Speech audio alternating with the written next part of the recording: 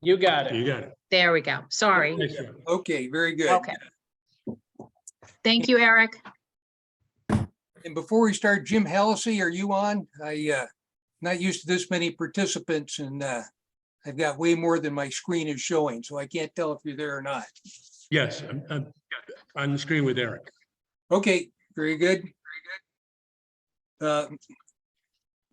So we called to order the public hearing at 7 o'clock in the Andover Planning and Zoning Commission. We'll hold a public hearing at 7 p.m. on January 23rd, 2023 to solicit public comment and answer questions regarding the proposed amendments to its zoning regulations.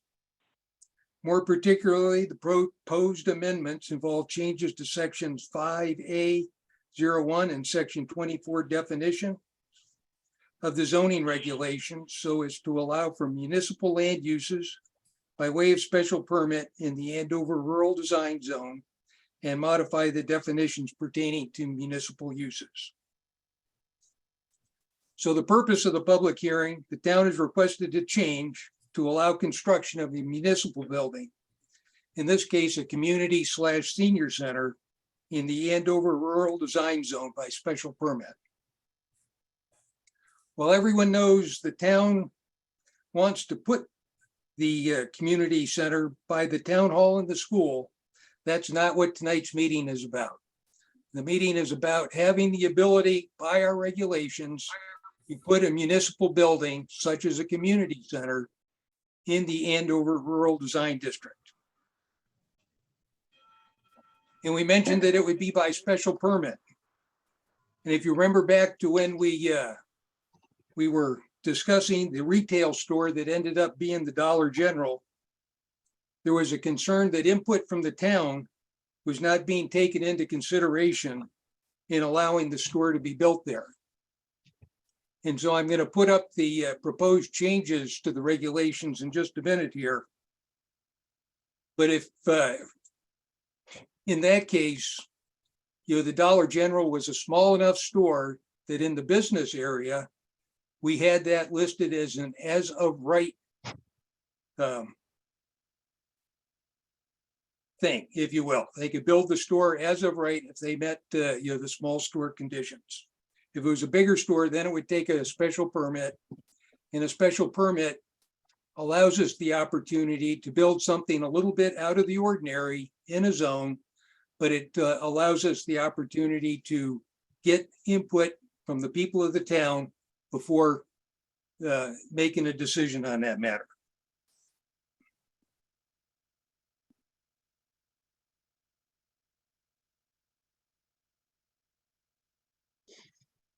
After I get done going through the proposed regulation, I'll invite the applicant, Eric Anderson, to make any additional comments that he would like. Following him will be our zoning enforcement officer, Jim Hallisey, and then our attorney, Mark Brantz.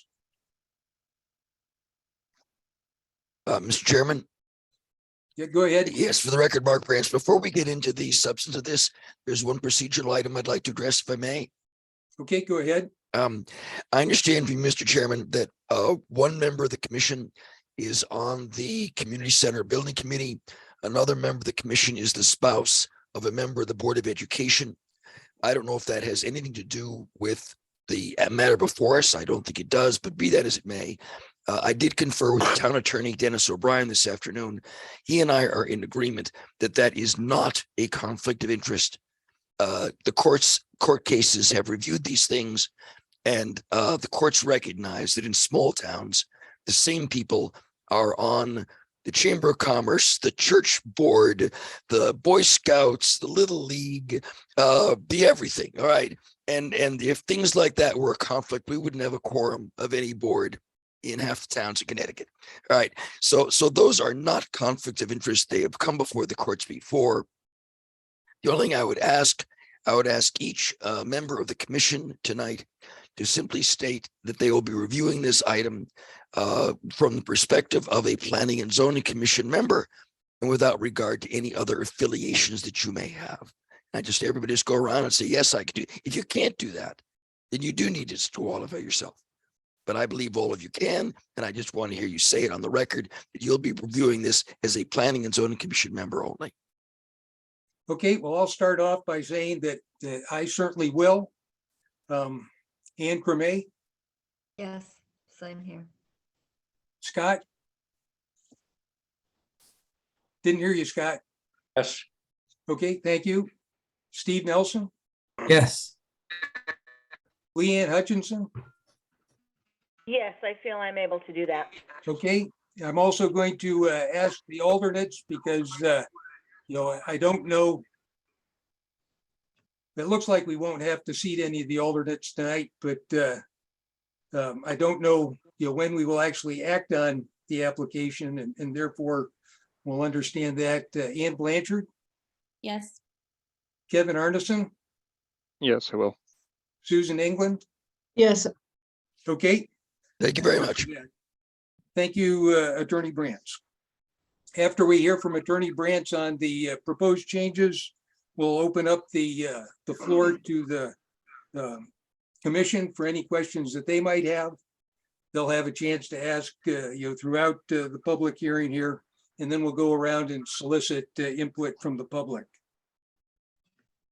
If a commissioner wants to ask a question, during the public hearing, we certainly can.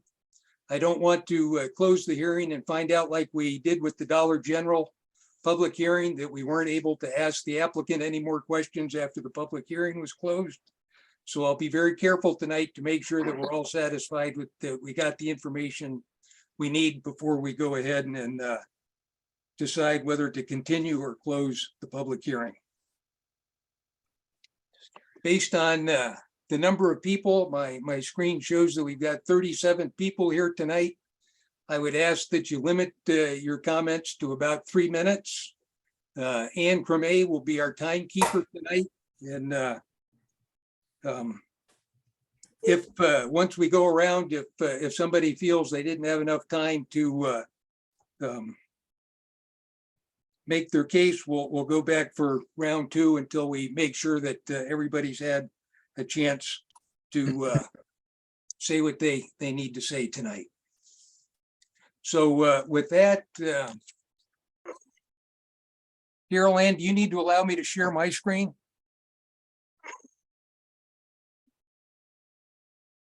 And you're muted, Carol Ann? Yes, I took that off. Okay. I do not know if I need you to share. Do I need to press share for you? Well, it says host disabled participant. Multiple participants can share simultaneously?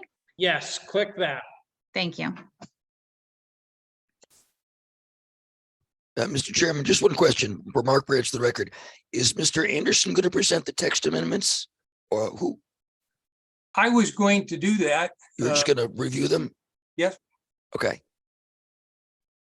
Attorney Branch, this is Eric Anderson. That's perfectly acceptable with the town. Okay, so everybody should be able to see section 5 of the Andover Rural Design District. And as we're going down in the first, the first group of items here, it says the following uses are permitted, subject to the stated requirements. And if we go down to 5.04, it had public parks, playgrounds, and athletic fields.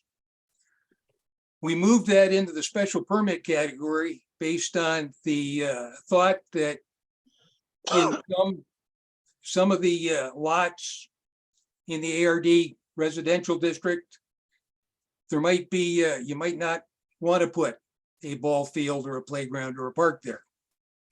So it gives us a chance to get input and consider input from the public as opposed to having that as a matter of right. So that's why we cross that out there and we'll include that down below. Again, this was the draft that I put out to everybody early on. So we'll be discussing this when we got down to the special permit uses. We crossed the word schools out and put municipal land uses in. We were considering that the school would be a municipal land use. And so that's why we did that. a couple other housekeeping items that we were going to take care of as we went through. The 5A2, we were going to change the word churches to houses of worship. Every church is a house of worship, but not every house of worship is a church. And so we thought we would make that just a little bit cleaner. Took libraries out of that line because that would be included in the municipal land uses category. And so that's the point of that change there. Down in 5A 0.11, we were going to replace private recreation areas with the public parks, playgrounds, and athletic fields. These are the same words that were as of right before, but we put it in the special permit category so that we could have a public hearing and get input from the public on that. One change that I would like to revert back to is we were going to cross out private recreational areas because we thought that that was included within the public parks, playgrounds, and athletic fields.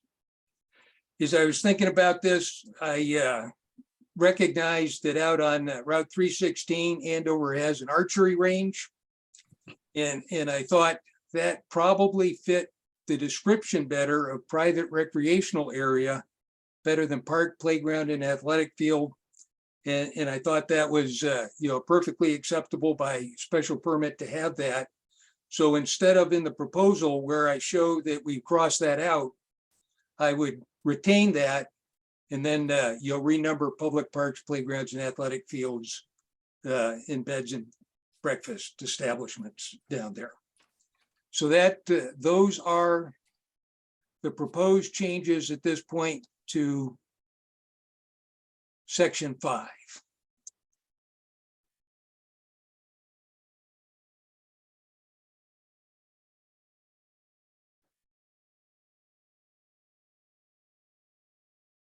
This is the Section 24, the definition section.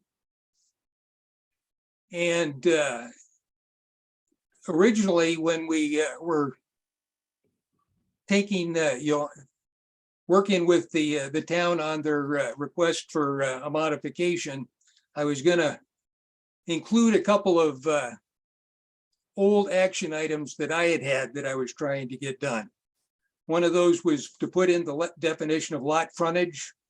I do not want to include that in the discussion any longer. I don't think that met the intent of what our posting for a public hearing was. And so I think that definition is inappropriate. And so I will take that out.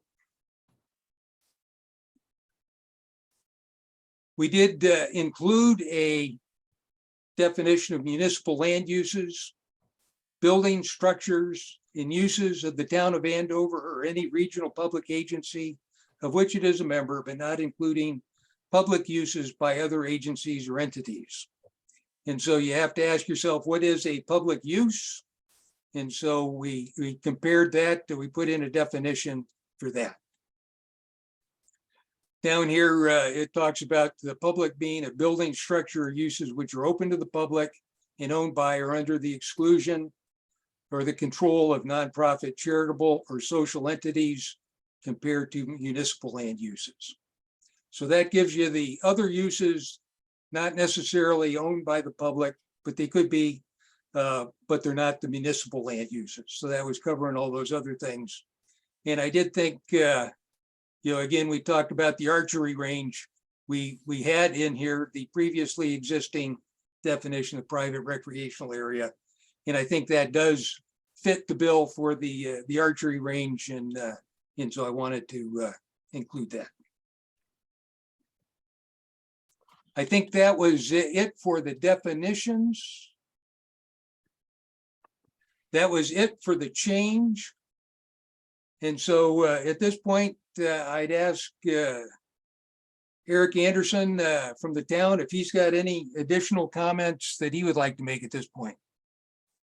Thank you, Mr. Chairman. Mr. Chairman and members of the Andover Planning and Zoning Commission, thank you for allowing me to speak. As you know, the Planning and Zoning Commission is empowered by state law and the Town of Andover Charter to act as a combined planning commission as well as a zoning commission. The commission acts with the legislative authority when it writes regulations and creates land use law for the town of Andover. As the former chairman of that commission, I appreciate your efforts in reviewing what is before you tonight. The town of Andover applied to the Planning and Zoning Commission to change the regulations in the Andover Rural Design District. This is the town's primary, but not only residential district. Although most of Andover's buildings and properties are located in this district, our current zoning regulations do not allow for buildings or uses in this zoning district. The town seeks to change this. Put very simply, our goal is to allow municipal uses via special permit in the Andover Rural Design. That's it. This means that when the town wants to construct something in the residential district, it would submit a special permit application to the commission. The commission then reviews and determines compliance with regulations through its executive powers. The Planning and Zoning Commission is required to hold a public hearing on the application so that everybody can have their opinions heard. By requiring a special permit, the commission retains the full executive authority to rule on applications. This is how the system is supposed to work. In submitting this proposal for a zone change, I proposed the simplest change that would accomplish the town's goal. Like all other zone changes, the town's zoning attorney, Attorney Mark Brantz, reviews the documentation. Attorney Brantz then recommended some additional changes to be made concurrently. In no way is the town trying to change the way the regulations of the town of Andover treat the Andover Elementary School or the Andover Board of Education, or transfer authority from one entity to another. An awful lot of people have misconstrued this somehow as diminishing the authority of the school board or making schools somehow illegal. That was neither the intent nor what the proposal would do. Subsequent to that, the Board of Education hired their own zoning attorney to review the proposed change. And then the zoning attorneys for the town and Board of Ed discussed those changes. And I'm happy to support the changes that were recommended by the Board of Education's attorney. That's it, and I thank you for your time and consideration.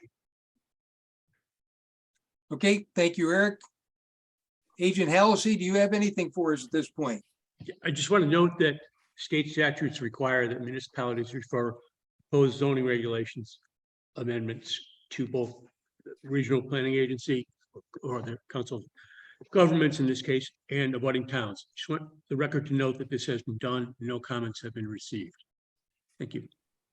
Okay, thank you, Agent Halsey. Attorney Brantz.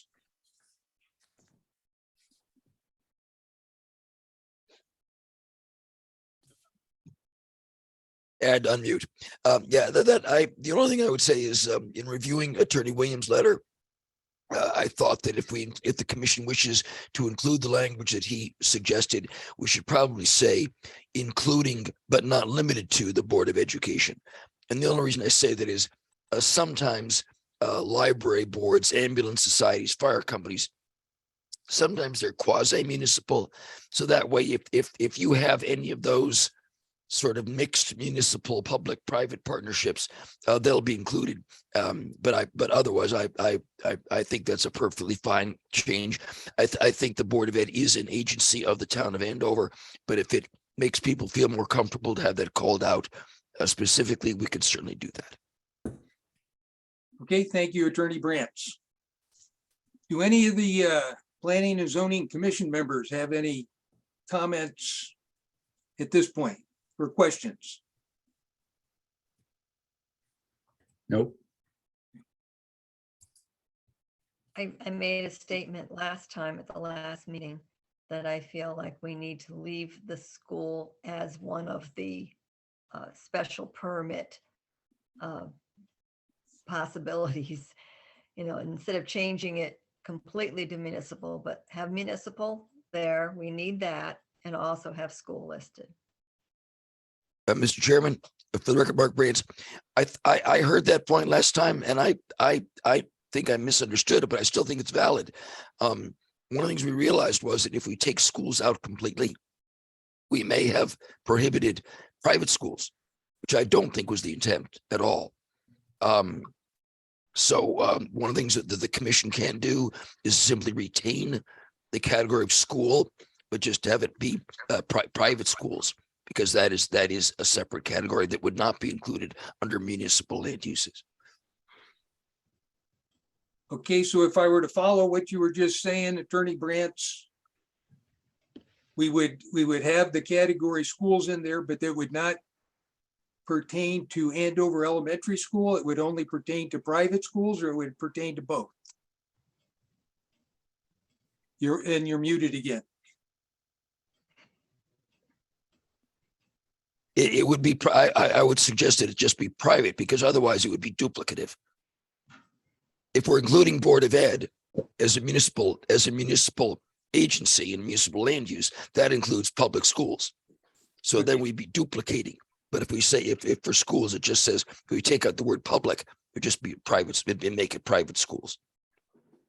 Yes. And I have some text to do that if that's what the commission wishes to do. Okay, and just, as we've alluded to a letter from the Board of Ed's land use attorney that gave us some modification suggestion to the definition of municipal land use.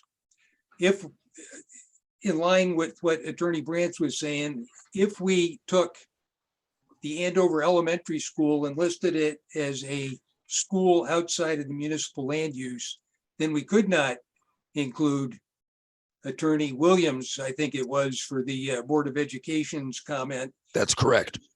That way the school would not be considered municipal land use. Correct. And so that is one of the things we'll have to discuss during our deliberation tonight. Any other commission members want to speak at this point? Okay, Hi, this is Leanne. I have a question. go ahead, Leanne. Yes, for Eric, I think near the end of his remarks, I think he said that he was in agreement with other suggestions or any suggestions, and that I'm just looking for clarification made by the Board of Ed. So it was my understanding that the only thing we were really acting on tonight is to leave the word school or private school in. So I'm just asking for clarification from Eric if he's representing that we're going to include anything else as far as suggestions that were made by the Board of Ed or their attorney. So it's obviously the commission's prerogative on what exact language that the commission chooses to use. From the town's perspective, as long as municipal uses are permitted by special permit in the Andover Rural Design District, the town is happy. Okay, thank you. I guess that answers my question. Then I guess if anything else along these lines comes up during further discussion, then we'll go from there. Thank you. Okay, so at this, any other comments or questions from the commission? Okay, then we'll move into the public comment portion. And again, please try to keep your comments to under 3 minutes. But I would like to start with the chairman of the Board of Education, Jerry Cremay, if I could. Do you have any comments for us, Jerry? Thank you for this public hearing, Chairman Larson. I'm going to defer to Dr. Chris Bernard, our Vice Chair, because at a Board of Ed meeting, we nominated him to be our spokesperson. So I would like to defer to Dr. Bernard. Okay, and oh, there he is. Okay, in that case, Chris Bernard, I'll invite you to make any comments to the commission that you would like to. Thank you very much. And I did get your letter and read it, understand it, and passed it on to the other commission members to read for tonight as well. Thank you very much. And so Chris Bernard, I'm Vice Chair of Board of Education, as Jerry said, and I am here to speak on behalf of the entire Board of Education. So that should hopefully limit some of the comments on making us able to get out earlier. We are certainly in support of the changes recommended by the town. We do feel very strongly unanimously across the entire board that we would like to see the term schools left in Planning and Zoning Commission, or left in the Planning and Zoning guidelines. We feel it's important that schools are called out separately. While Andover doesn't typically have to deal with that currently, we don't know in 100 years what Andover will look like. And one of the reasons why zoning laws call schools out specifically is because oftentimes we have some very special regulations that apply to what can go near a school within certain feet distance of schools. And maintaining that is important in our mind to protect the safety of the children and ensure their proper education. And so we would support that, keeping schools. If Planning and Zoning Commission does not want to keep schools in there, then we also support the changes recommended by the lawyers and making sure that we're covered there. But we do feel that keeping schools in there makes this as clean as possible and in alignment with many other towns across Connecticut and across the United States. That's all I have. Thank you. Okay, and certainly, in your letter, and alluded to at our last meeting by Ann Cremay, I will say that I was not aware of the responsibility, authority, jurisdiction, if you will, of the Board of Education with respect to the school property. So I still struggle a little bit, and that will be for part of our deliberation further on, is how can we not consider the school a municipal building? And I know there were considerations such as, not everybody can enter into the school, but I think there are probably other municipal buildings like courthouses and that the general public does not have the ability to go in as well. And so a concern might be that if we break the schools out separately from the municipal building, is there or would someone else want maybe the library broken out onto their own and that sort of thing? And I think I consider the Board of Education to be part of the town of Andover. And as Eric mentioned earlier, we certainly did not and cannot take any of the authority away from the Board of Education. It's just, my question is wrestling with this from a zoning perspective, which is essentially saying, can we build a school or a town hall or a firehouse or a community center in the Andover Rural Design District? Those are all the same. Why school got put in there originally and none of those other buildings that we built, I don't have any idea. But in my heart, I still consider the school to be a municipal building. But I am certainly willing to work collaboratively to try and reach agreement that satisfies the Board of Education, as long as we're not violating a law by doing so. Mark, for the record, Mark Brantz, Mr. Chairman, that's why I was thinking of including but not limited to Board of Ed, because you're right. You might have, do we have to list the library board? Do we have to list the fire commission?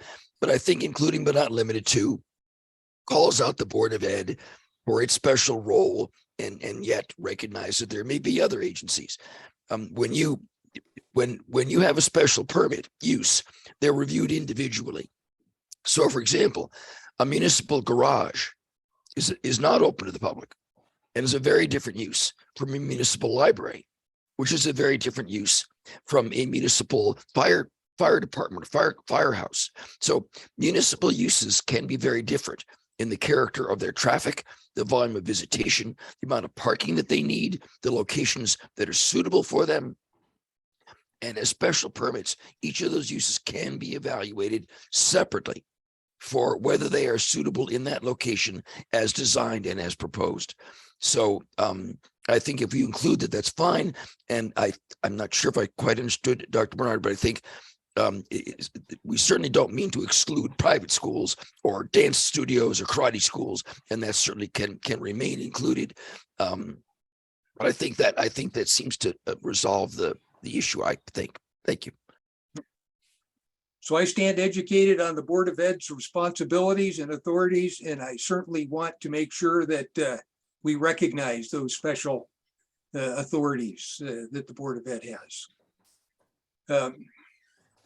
At this point, I'd like to call on our school superintendent, Valerie Bruneau, if you have any comments to make tonight. Thank you, Jed. I know that Dr. Bernard is speaking on behalf of the Board of Education. On behalf of the administration of the school, I would just like to add, we are in complete agreement. The letter that was written by the attorney, Joe Williams of Shipman and Goodwin, he did say in his opinion that it would be appropriate to maintain reference to school in the proposed definition. And so I would reiterate that we also would ask of this Planning and Zoning Commission to please keep the word schools in there. There is definitely a lot of laws that pertain to schools. There's a school law book solely to educate us on some of the differences. And so I would just ask that they keep the reference, maintain the reference that's currently in there. Thank you. So would you be satisfied? I'm sure, yeah, lots of rules.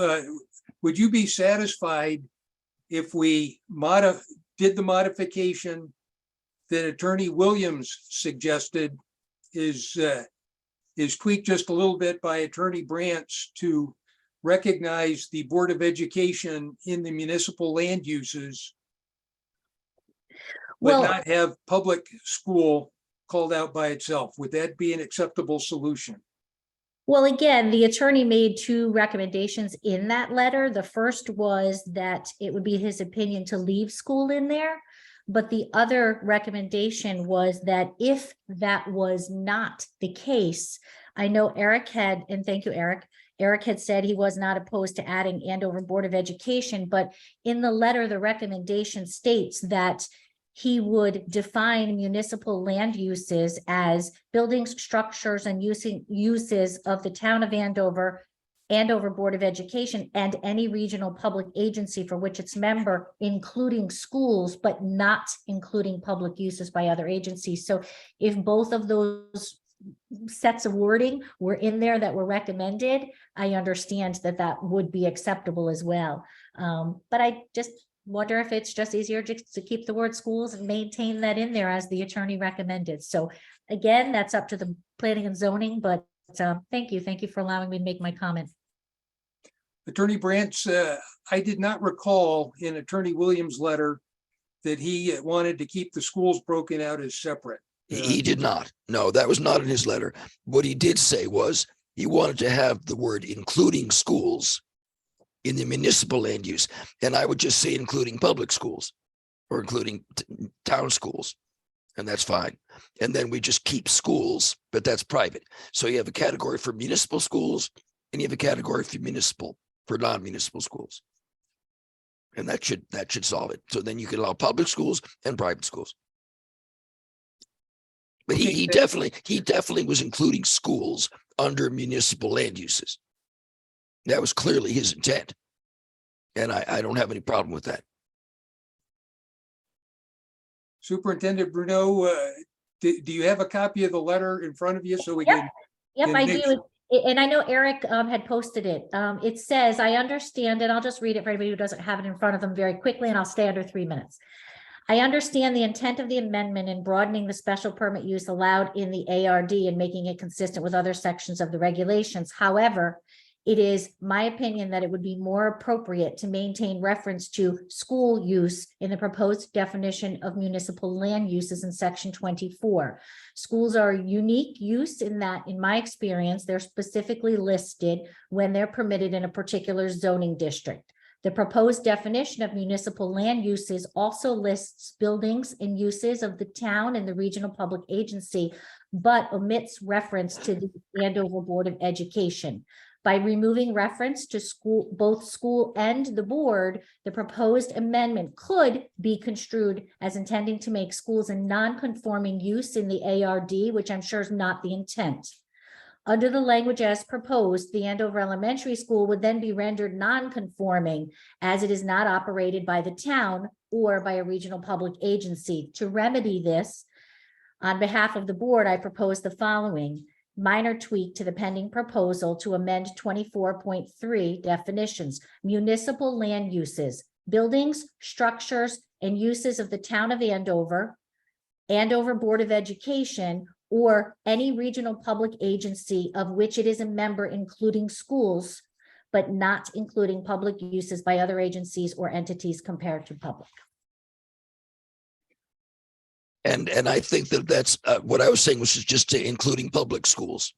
And I think, because you're right, but he was definitely calling for it in this definition. He wasn't calling for it as a separate definition. He Okay, wasn't calling for a separate term. He was calling for it to be in here. And I think that's fine. so, well, I'm still not sure we're on the same page. One of my goals tonight was to make this a very boring meeting. And so it looks like that will be the case. And I did get the letter out and going back in superintendent, you read this sentence here, and here's where I have my question. However, in my opinion, it would be more appropriate to maintain reference to school use in the proposed definition of municipal land uses in section 24. So I did not read that letter as a recommendation to maintain schools as a separate line item in section 5 of the special permit categories. That was clearly not his request. So, and again, I will, Right. I'm absolutely. trying to use the Covey principle. I am seeking to understand before being understood. And that's why I am not trying to be confrontational or anything. I'm just trying to make sure that that I understand what the Board of Ed's attorney proposed to us. And so I take it that the Board of Ed would prefer to have section 5 list municipal land uses and schools separately. And then with Attorney Williams'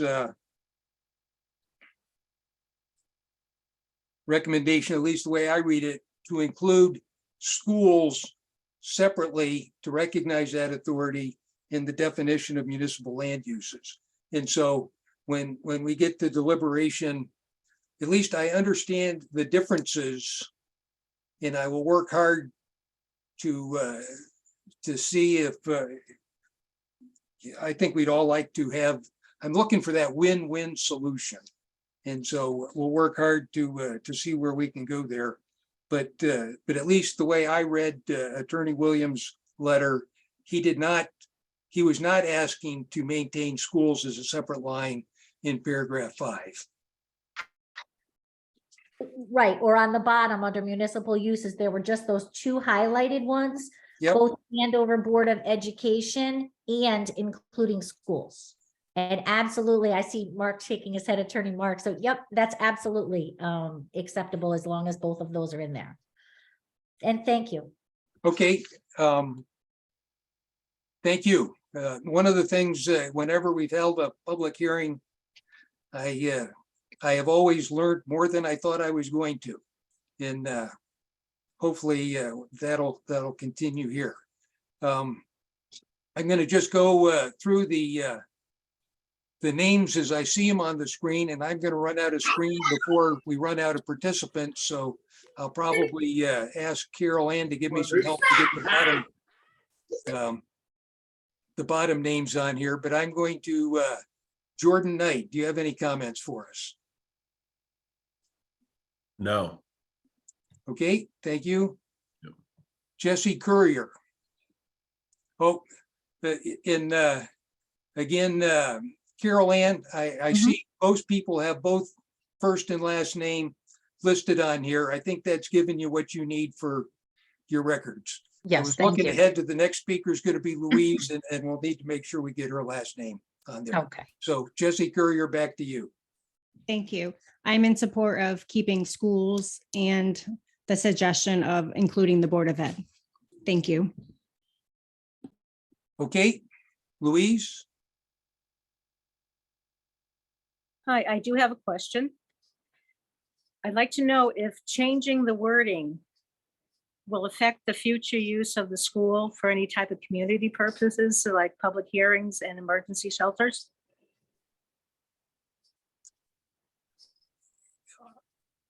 Changing the No. wording, No, it Okay, yeah. would not. In fact, it actually makes it easier to do those things. Okay. Thank you. and No that other, was- and Louis, this is Louise Goodman? good win. Goodwin, okay. Thank you. Julia Havrella? I am in favor of following the recommendations of the Board of Ed legal counsel and keeping the word schools and Board of Education in there,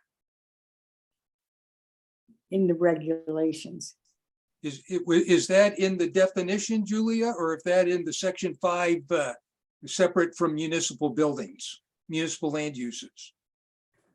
Section 5. Okay? Thank you. The next person up is a phone number ending in 3334.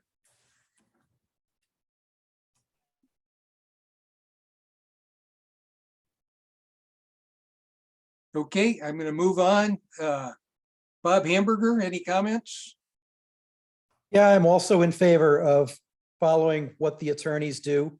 I'm not going to second guess what these folks, even though everybody knows I was once chair of planning and zoning and had a fair amount of training in land use laws and terminology. I defer to the experts, to the people with the letters after their name.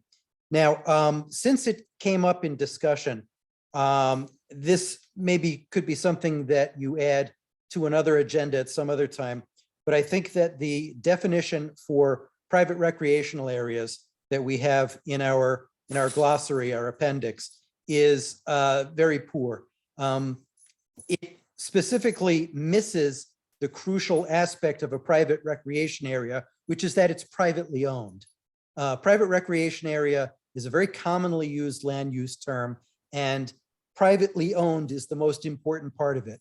But we have verbiage in there about nonprofit organizations, which is essentially irrelevant because a private recreational area can be for profit or not for profit. I think the biggest example in our town is Andover Lake is a private recreational area. It's something that's privately owned and managed by an organization. It requires residents and or paying a fee to access. So there are commonly available definitions that we could find. And I think whether it's part of this meeting or another one, that needs to be addressed, because there was a lot of discussion over the weekend on a Facebook thread where Eric had made the announcement for this meeting. And one of the things that came out of there was that people thought that the school playground was a private recreational area, and it's not at all. So this is something that needs to be addressed. That's all I've got to say. Okay, thanks, Bob. I would like to, you said you agreed with the attorneys. As we've seen, we've had 2 different readings of the attorney's letter. So are you in favor of the reading that keeps in section 5 municipal land uses, separate items schools, or just municipal land uses with the definition to include schools? Quite frankly, I have no opinion one way or the other, because as far as I can tell, they are functionally the same. Okay, thank you. Mary Holer.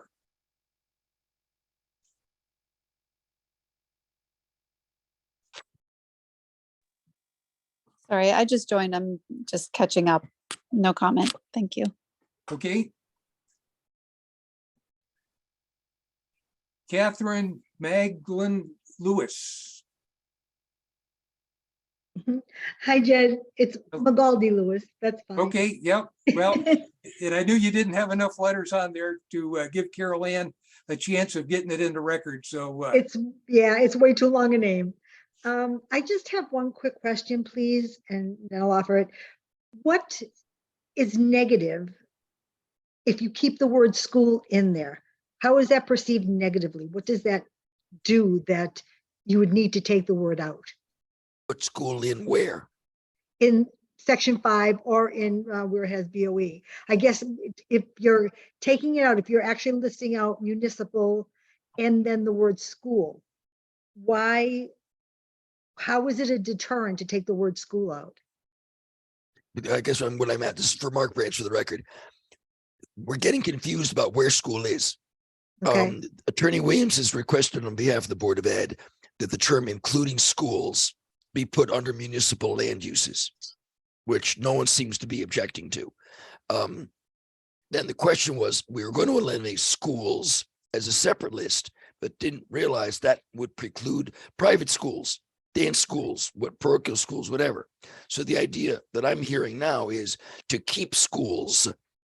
Skip, you want one class of schools is public schools of the town of Andover and also any other kind of school, but to leave them both. But one is public, one is town, one is non-town. Is that what you were asking? I'm pretty sure that, yeah, I think Okay. you clarified it for me. Thank All you righty. very much. And Mr. Chairman, before you close the hearing, I've been playing with the language on my screen. If you want at some point, I can share my screen and show you what I'm getting out of the discussion. But let's first see what other people have to say. okay, and before we continue, just as a point of information, in our section 24, we have a definition of school college. And that definition reads a college, public school or private school giving regular instruction at least 5 days a week for 8 or more months in a year. And I know Attorney Branch, you had some, you had made a comment that maybe we would eliminate the 5 days a week, 8 or more months a year.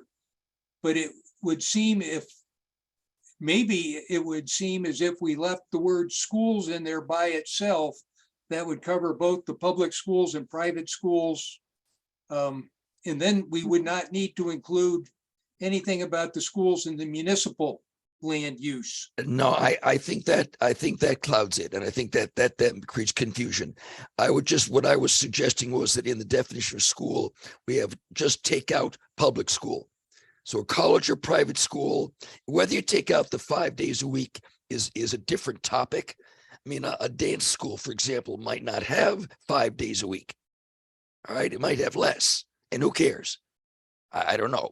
Yeah. But I was going to have it say a college or private school giving regular instruction at least 5 days a week or 8 or more months a year in the year, not including municipal land uses. So we have private schools and we have town schools, and they're both listed as special permit uses. And the Board of Ed is expressly listed under municipal as requested by Attorney Williams, and schools is put back in as requested by Attorney Williams. And I think that's what everybody seems to be coalescing around. Yes. Okay, thank you, Catherine. Kelly Hagerty.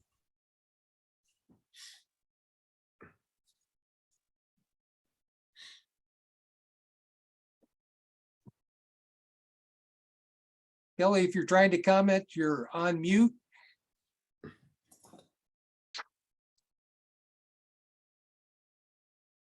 Okay, we'll come back at the end and give her another chance. Johanna Dabari.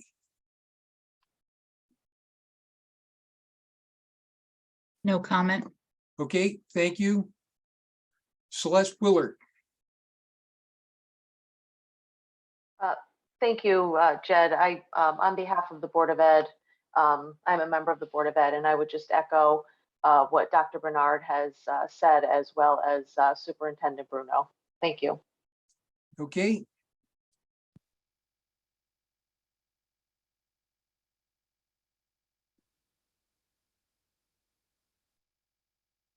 Caitlin McIntosh.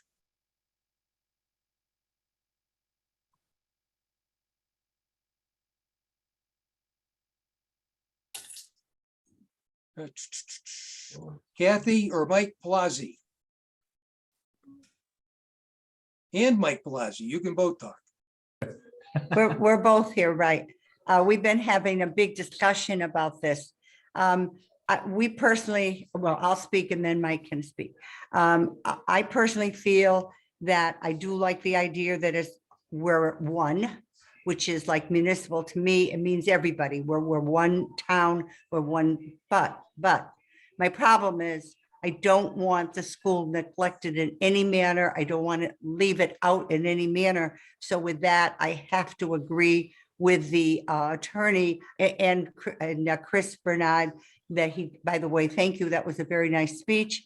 And that's what I'm going to say, that because I love the school and I love my town, and I just, I want everyone to be happy and be a unit. So that's my comment, Mike. Well, I think I'm gonna go along with with my wife on this, and I like what I'm hearing. I don't see a great big difference between any of it, to tell you the truth. But as long as the school doesn't get hurt in what we're doing, I'm fine. Okay. No. You're talking about the language in the zoning. No municipal use. Aaron Boris. I don't know how to use this. I don't know if Hi there. I would just echo that I'm in support of the Board of Ed's attorney's letter in regard to utilization of school and Board of Ed being included. I also just had one question. Changing this language or leaving the same, does that impact where the placement of a community center would go in proximity to a school and school boundaries and such? If we're changing language, does that change something in relation to where this building would be built? If it's all municipal, does it make it easier? Just curious. It makes no difference at all. Each, for the record, Mark Brands, each special permit use, each municipal land use would be a separate application. So it doesn't make it easier or harder. Thank you. I have the name Jesse, and I don't know if that looks like it's spelled different than Jesse Courier. So if you're a different person, now's a good time to speak, and we need your last name.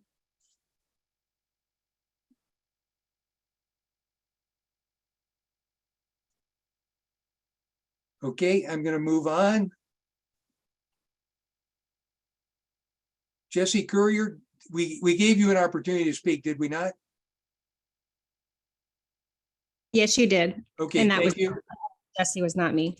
Thank you. Joanne Herbert.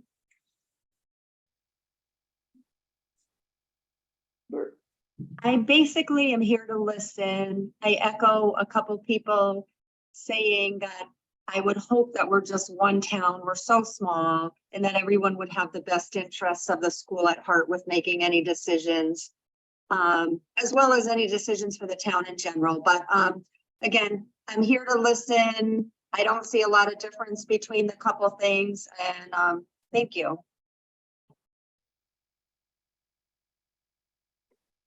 Catherine Hutchinson.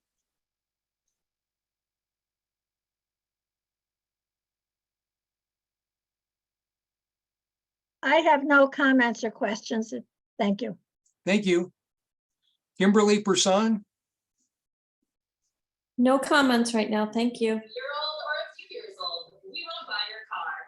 Mike Beckwith. Yes, as a fellow Board of Education member, I'm just here to echo the comments made by Dr. Bernard and the Superintendent Bruno. Thank you. Paula King.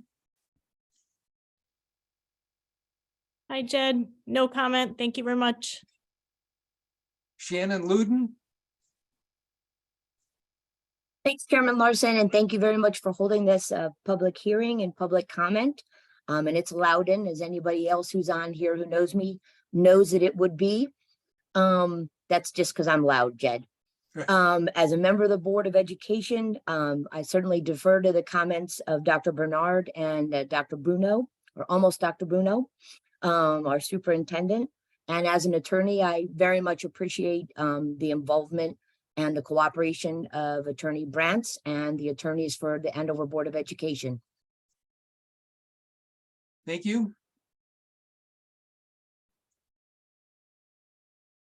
Mr. Chairman, for the record, Mark Brantz, just one thing I want to say in response to Ms. Loudon.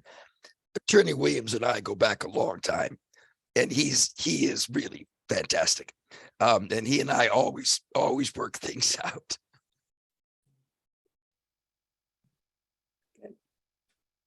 Glad to hear it. Thank you very much. I see Jeff Murray. Hi, Jed. I'm just here to listen to the comments and to get a little education, as you said too. So no comment. Thanks. Okay. And that is all the names that I see. Is there somebody that I missed as we were going through?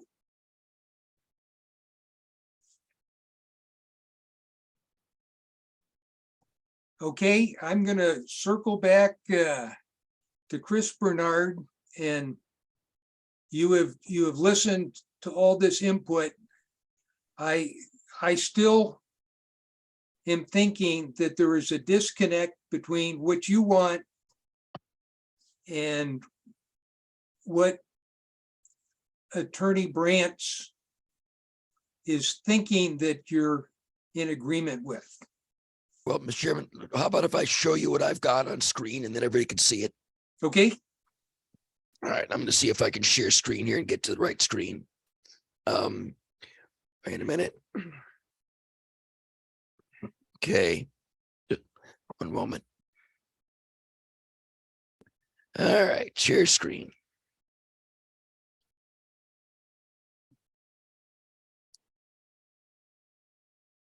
See if yes, this should be it. Okay, are you able to see what I have here for municipal land uses now? Yes. Okay, so I'm going to read it, and the bold is what's different from what we advertised.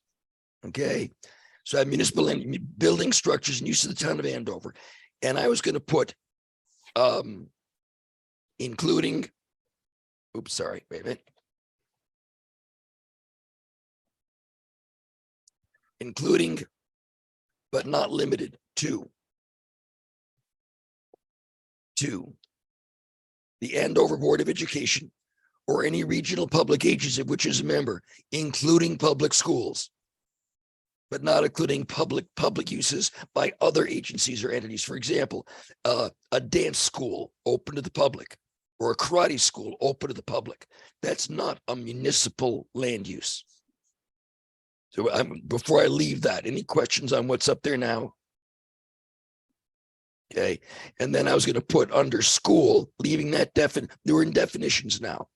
School, a college or private school giving regular instruction at least 5 days a week for 8 or more months in the year, not including municipal land uses. So this is the parochial school or the dance studio or whatever, right? And then for the let me get the section 5. So 5 would say it would have municipal land uses, the houses of worship we talked about. We would keep parks, playgrounds, and athletics fields. That's there now, but instead of permitted, it would be special permit. Then schools, colleges. So again, that's private schools, and then putting back in private recreational areas. Think the reference there to something by Andover Lake Association or the Archery Range or things of that kind. So that's what I've got from this, and I'll leave this on screen until anyone wants me to take it off or see it again. I go ahead and take it off at this point, Attorney Brantz. Okay. And there you go. So I still have a concern that the Board of Education feels that we should leave schools as a line under municipal land uses, but that school is not necessarily a private school. It is the public school, that it's separate from a municipal land use. Well, the way I have it is it's just what Attorney Williams asked for. So it's a municipal land use is any municipal land use, including municipal of Board of Ed, including specifically schools. I could put schools, libraries, firehouses, blah, blah, blah. I could do all of that. But I for some reason, there's a preference to list schools separately. I don't have an issue with that. And I But think the to school clarify, that you're listing, well, go ahead, Chris. I was gonna say, and just clarify from the Board of Education's perspective, I think the reason why we originally approached this was saying we'd like to keep the 5A.0.1 definition of schools areas. Well, we're one of the conforming uses currently per zoning code. I mean, we're the correct ones. So, you know, if it's not broke, why fix it, first of all? I think it, like I said, I think it also makes it clear. That said, if we decide not to leave that there, the Board of Education is also supportive of the language that the lawyers have put together. So if we want to remove the one, we are certainly happy with the language that has been assembled. Okay, and I think it was Bob Hamburger who, when I went back and pressed him on which of those two options you want, said they sound about the same to me. That's kind of where I am at this point. I think it does significantly recognize, no matter which way we go, we have made significant improvement in recognizing the responsibility, authority, and jurisdiction of the Board of Education. And in the zoning regulations of all places there. Eric, did you have a comment? I actually have one comment or one question for Attorney Brantz. And that is, right now, this only affects the Andover Rural Design District. We do have another residential district, which is the Andover Lake District.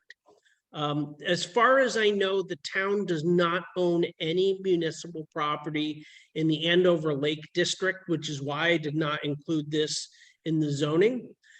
But what the town does have is the town has a series of structures so that the fire department can withdraw water. Would that, we have never in the past applied to zoning when we added those. Is that something that should have been included? And should this be broadened to the Andover Lake Zone also to address those concerns? Whether we do it at this meeting or at another.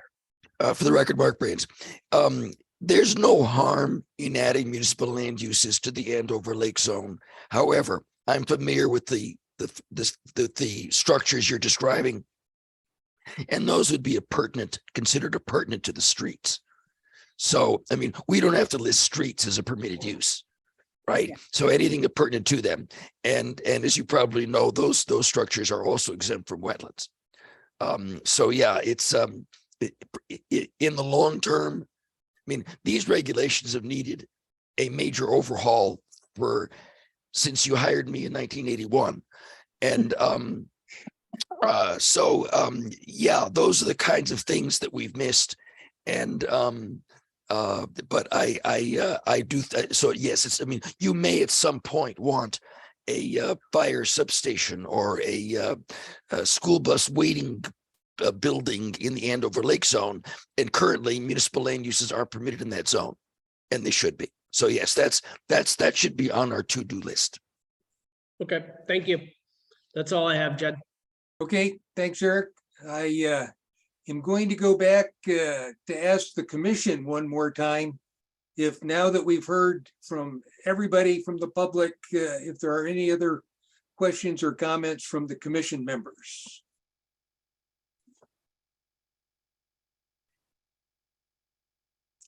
Okay. I have none, Jed. Yeah. Hearing none, we get to the point where we will make a decision on continuing or closing the public hearing. And I guess I think I understand the issues. I think we're close with a couple of tweaks that might make some folks happier, or I think we could probably satisfy everybody, might not be exactly the way they want. But is there any commission member who thinks at this point we should not be closing the public hearing? In hearing that, I will ask the commission for a motion to close the public hearing. Make a motion to close the public hearing, Jed. Thank you, Steve. I'll second that. That was Kevin? Scott. Scott. I'm sorry. Okay. That was Scott. Yep. Yeah, didn't see the little box light up. Thank you, Scott. Any discussion? And again, we haven't seated any commission members, so I will say, all in favor, say aye. Aye. Aye. Aye. Any opposed? Any abstaining? Okay, the public hearing is closed. Okay. And we will move now to open the regular planning and zoning meeting.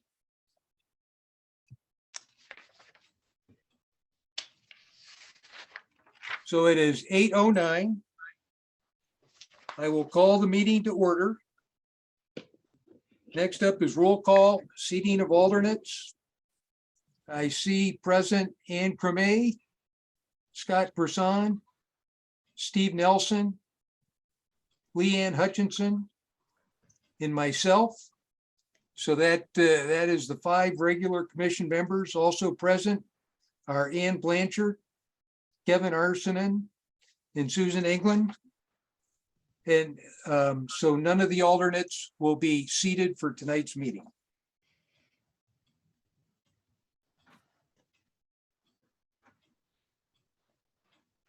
Item 3 is addition or changes to the agenda, and I would like to add an item 5C under new business to discuss the plan of conservation and development submissions. Are there any other changes to the agenda?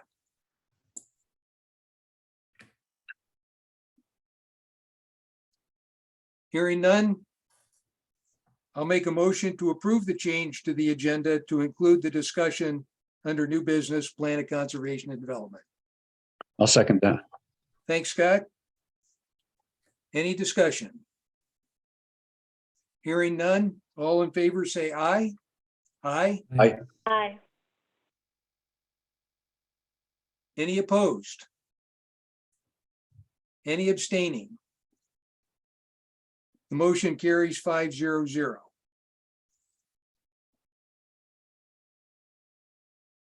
Next item up is public speak. Anybody didn't get their chance to speak at the public hearing who wants to on anything, now's your chance. Anybody want to say something now? I see Bob Hamburger wants to speak. Go ahead, Bob. Thank you, Mr. Chairman. At the public hearing, I mentioned that there was a lot of online chatter about the subject that was discussed on a Facebook thread. And I have to say, it was encouraging and heartening to see so many people that were interested in land use issues. And we know that these things can be confusing, they can be complicated, they can be dry, but this was a fairly impassioned set of discussions. That was the positive side. The negative side was that there were a lot of people who were had a lot of misconceptions about what the regulations said, how to interpret these things, and I don't blame them. You know, I mentioned when I was on P&Z, I had to do a lot of homework and get a lot of formal training.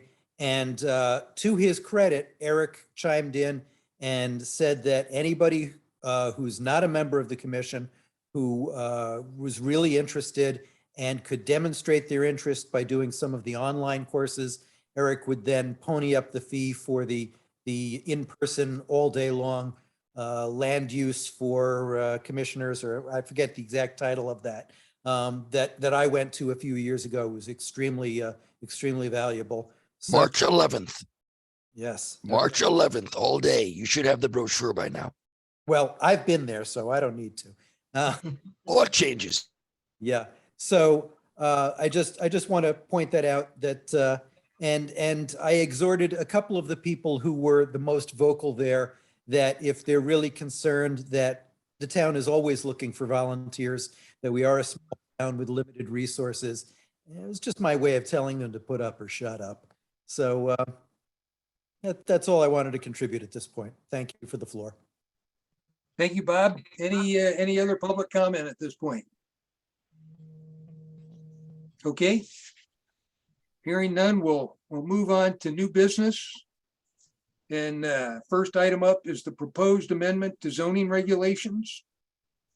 Amendments to section 5 and 24 of the Andover zoning regulations so as to allow municipal land uses in the ARD zone and amend definition sections of the zoning regulations so as to clarify intent.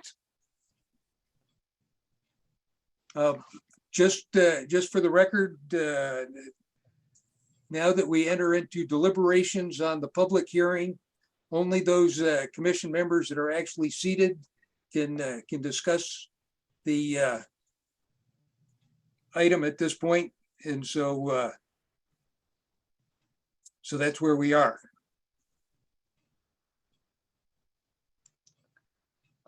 Mark Branch, you said you were trying to keep up with what you thought the discussions were reflecting. I guess I will let you put up your first shot because I think there's still, as much as we tried to nail down what Attorney Williams' letter really said, I think there was some confusion in there. And I would just like, I want the commission to do the very best job that we can tonight. I was Well, Dan Cremay take the first crack at what it should say, but since you said you were keeping the text up to date, I'll let you give it the first shot.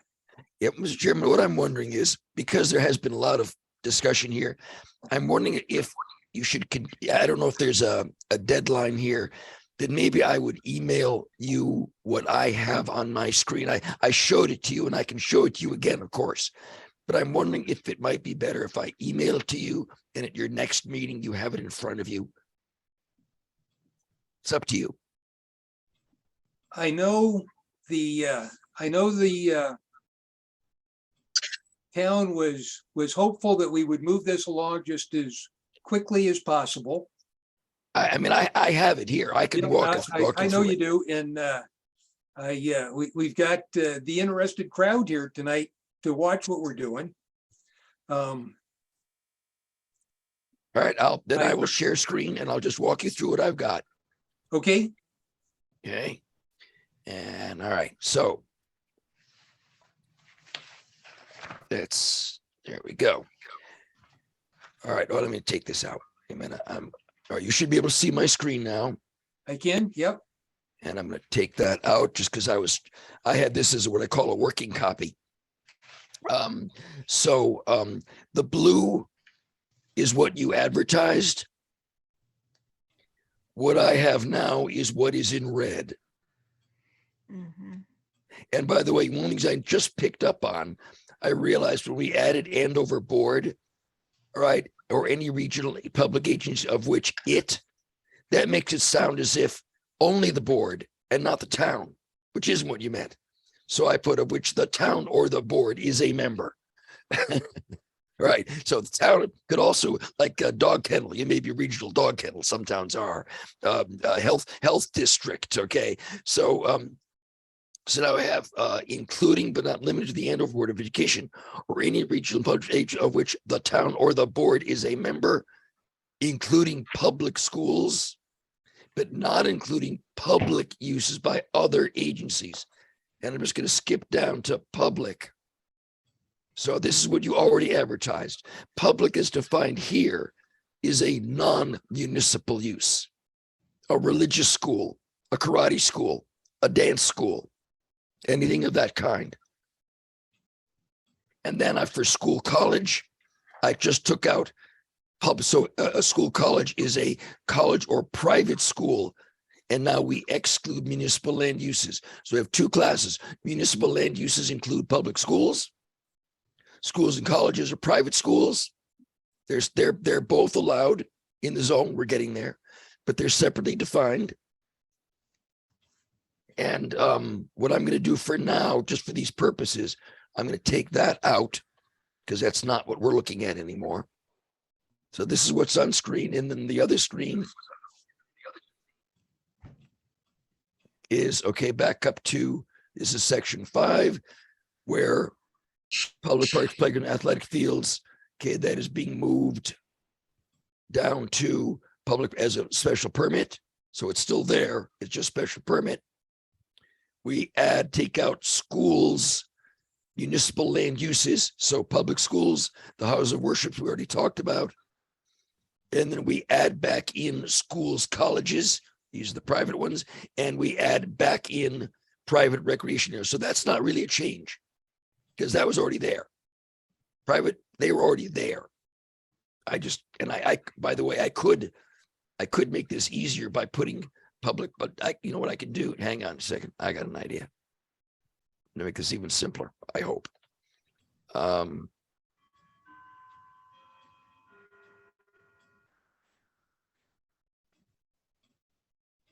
Yeah, and then we're gonna.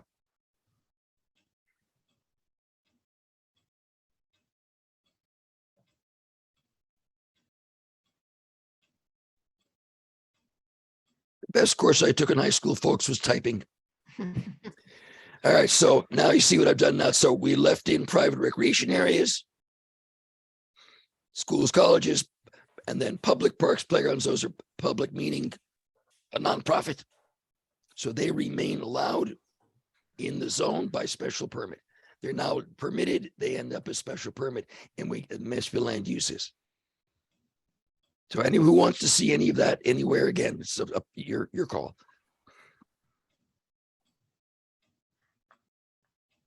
Okay, I think everybody understands what you have displayed on the screen. So at this point, and if the commission feels that we should be discussing this is the change based on our discussion tonight.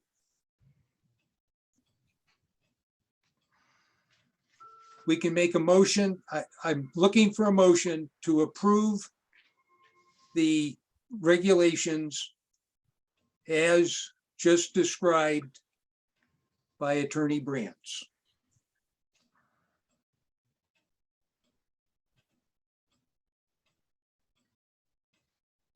Jed, I'll make a motion to adopt the language as described by Attorney Brantz.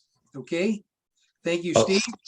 I'll second Mr. that. Chairman, and that has to say you have to pick an effective date, and the effective date must be no earlier than the date that you can publish. So, I mean, I don't know, Jim, how long does it take you to do a legal notice of publication? Get a notice in by the end of the week.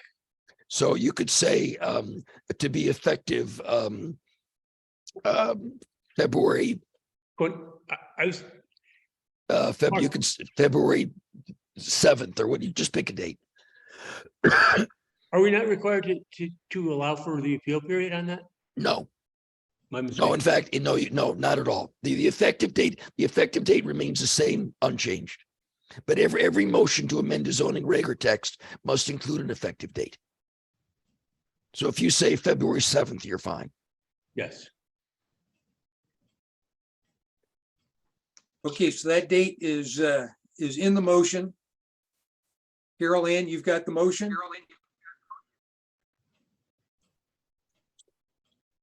Yep. You're muted, Carol Ann. You're muted. Steve made the motion, and did somebody second it? Scott Person seconded the motion. And as seconded, it was with the February 7th effective date. Yeah. Okay, so we've got a motion on the table that's been seconded. now comes the fun part, is deliberation on the motion as presented. In, I think it was Catherine, well, somebody asked the question, what does it hurt if we put schools separate from the municipal land uses as a separate category and have it refer to the Town of Andover Elementary School? And the only thing I can, in my answer is I'm not sure, so I'll give Attorney Brandt the option to go after I get done. But I heard Attorney Brandt talk about it being duplicative because the school building is a municipal building. And so to give it a separate category in addition to that might be wrong. Certainly, I think the intent, I would like to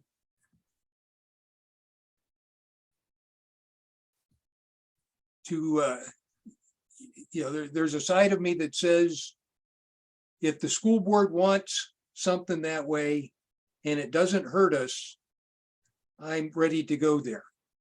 Eric Anderson mentioned his goal was to modify the regulations such that we could build a community center in the ARD. The words that Attorney Brandt put up there reach that goal and reach what I think I heard from many of the public speakers who certainly are in favor of, they like our school. The downside is that then it gets a little muddy with respect to private school, public school. I don't know how to straighten that out exactly. And there's the legality of having a municipal school categorized outside of that. And if it's all things being equal, I would happily go with what the Board of Education is requesting, because we are not trying to do anything untoward towards the Board of Education, and I want to make that absolutely as clear as I can. My concern is that is there anything unwise or not legal about including the public school in a separate category from the municipal land uses? And Attorney Brandt, I have to go to you. I can read Attorney Williams' letter both ways. I think he asked for a change to the definition not to include the school section in there, which is different than what I heard Ann Cremay talk to us about, what I heard Jerry Cremay talk to us about at the last Board of Education meeting that I watched, and Chris Bernard and the school superintendent talked to us about tonight. So all things being equal, I think I would like to go with them. I'm just not sure if that is the wisest route legally, if there's something I don't know that would get us in trouble by going that way. The way that we might get into trouble is that we might be talking about multiple principal uses, which is kind of a confusing area of the law. If you group together, one of the questions you got during the public hearing was, what if we use a school for a temporary shelter or a voting area or something like that? Okay. And my response was that as it's drafted, that would not be an issue. I would worry about having a separate land use category for school and it gets approved as school, does that mean then that you can't hold meetings in school? That you can't have a blood drive in school? Does that mean that you can't have an emergency shelter in a school? Because that's not a school. So I think that by grouping them together, you allow for those kinds of multi-use things. And I think, by the way, that's why Attorney Williams expressed his proposal the way that he did. I mean, he and I discussed it. And I think that that's the sensible way to do it. Okay, thank you. Thank you, Attorney Branch. I had a thought and it zipped right away. So maybe it'll come back later on. Any other commission members have any thoughts on the item here?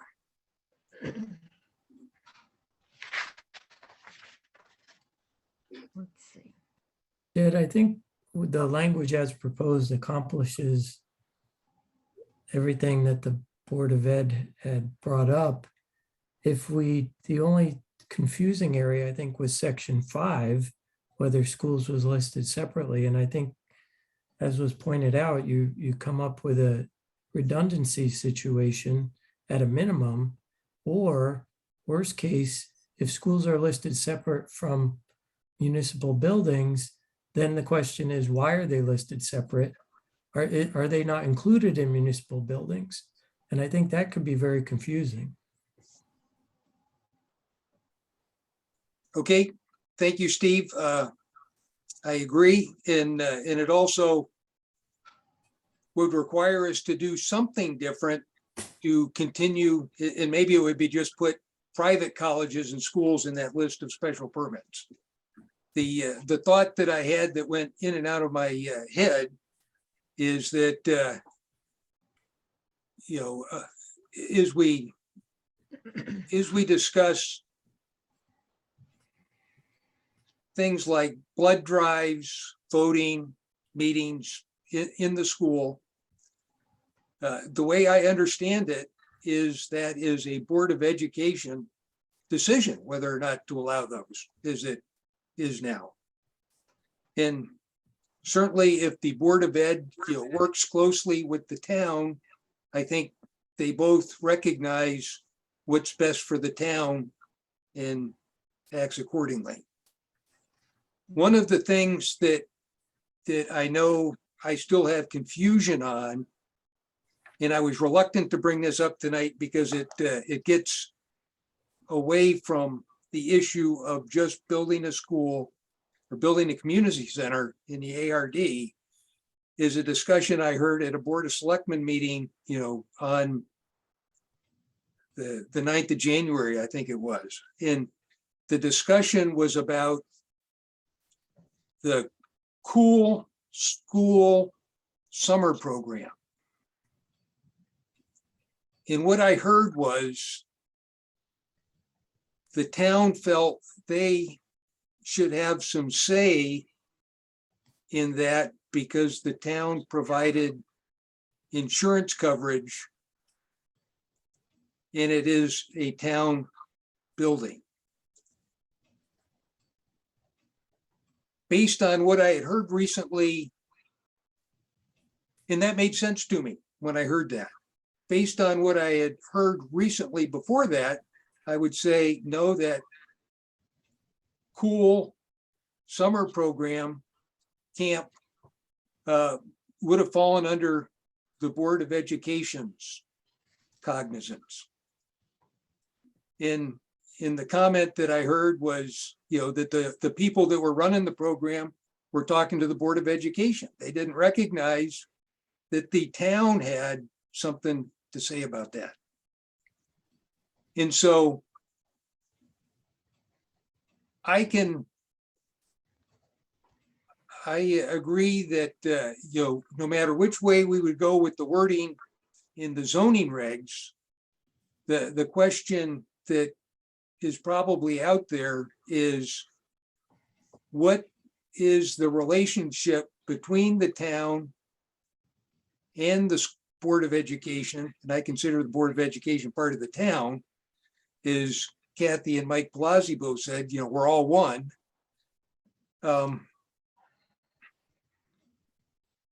What expectations does the town have for the Board of Education making decisions about the use of the school and the school property?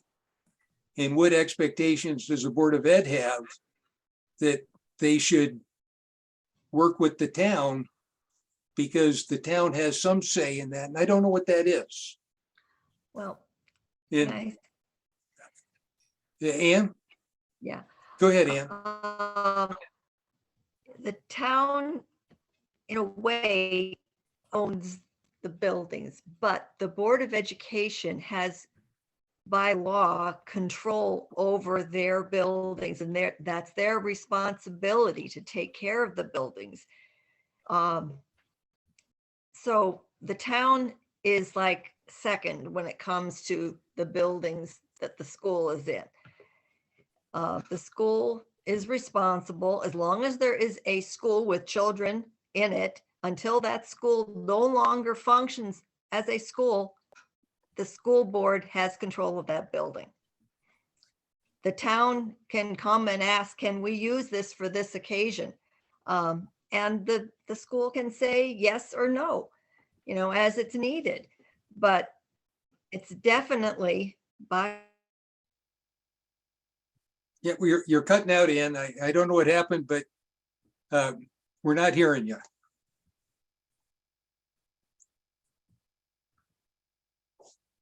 Oh, School was getting their own insurance, so the town doesn't have that anymore over them. And they're using the school building, not the town building. They're not using the town hall, they're using the school.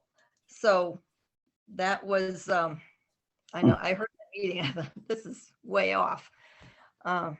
Because it is the Board of Ed that's in charge of that. Okay.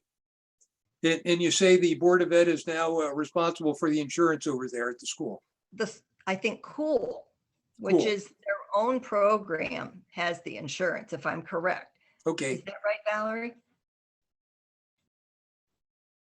Jessie Courier is on, and she's in charge of the finances and the oversight of that program. So she would be the best one, Jen, for you to ask. But Hold on does just this a relate? minute. Yeah, How does this relate to the text amendment? Yeah. Well, and I guess He was thinking, of I Jen don't- mentioned it. Yes. Okay, I withdraw my comment. It's going to sneak back out to the whole discussion on whether or not, we should close the public hearing, and so we limited ourselves from the ability to have that discussion. I guess we are where we are. Okay. Bad on my part. Should have kept my mouth shut. Any other commission members? We've heard from Ann. We've heard from Steve. Leanne?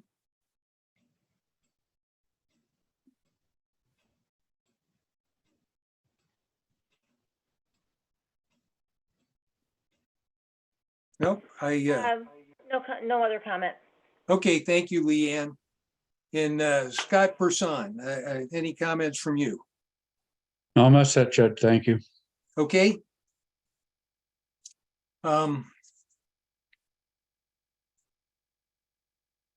So I guess, the language that Attorney Brant's put up there for the proposal certainly recognizes the authority of the Board of Education. I think it is consistent with what the Board of Education's attorney, Attorney Williams, requested that we do. And I understand that it might be a little short of what the Board of Education and Ann Cremay are thinking should be there, as well as, a significant portion of the members of the community that weighed in. Any other questions from the commission before we vote?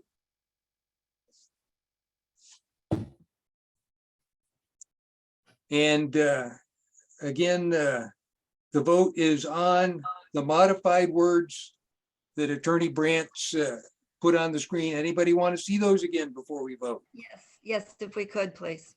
Okay?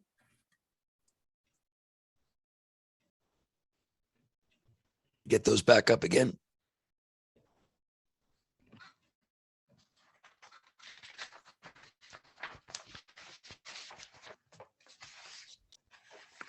It started to get unstable on screen, so I closed it. But it's still there. I can open it back up.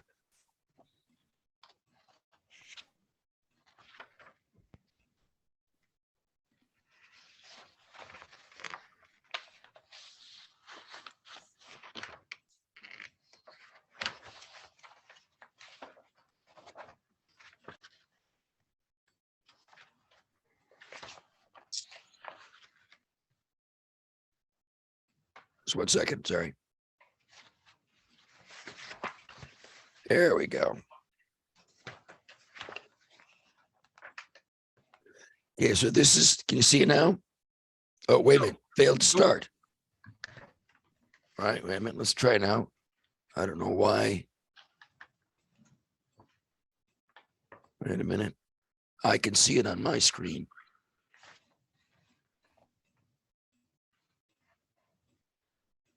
I can see it on my screen.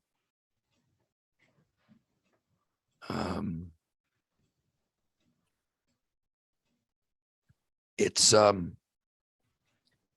see something. No, it's not letting me do it now. I can see it. Let me try something else. Let me just see if maybe I switch over. Okay. Try again.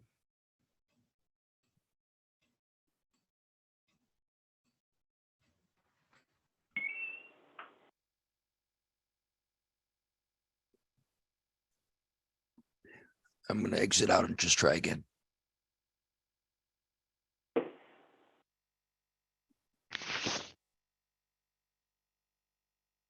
Okay, there we go. Let's see if that works. Okay, good. There you go. Okay, so here's municipal land uses. This is the definitions section. And let me know when you want me to move on.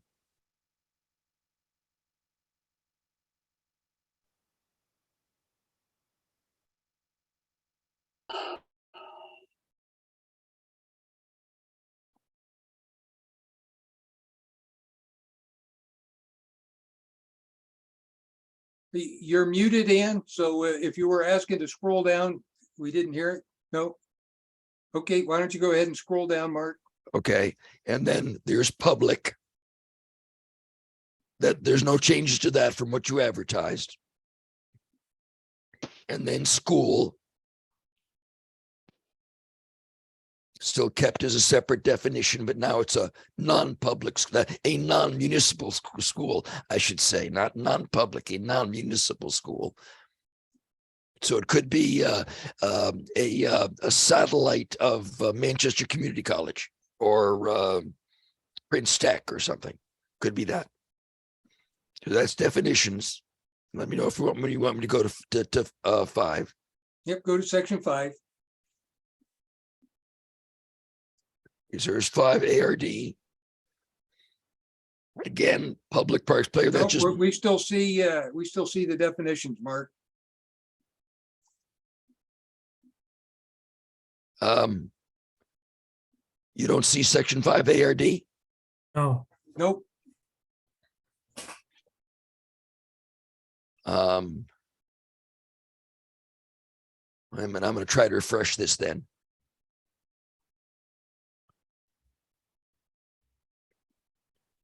Now? Yes. Yeah, we do. Yep. Okay, all right, good. I thought it would flip from the other screen. It does. It made me switch. Okay. So you see there's the parks playground just moved down. Your municipal land uses, the house of worship. And then, so private recreation areas stays, so no change. Schools, colleges, but now we're talking private. And we put back in public parks, playgrounds, and athletic fields now as a special permit use.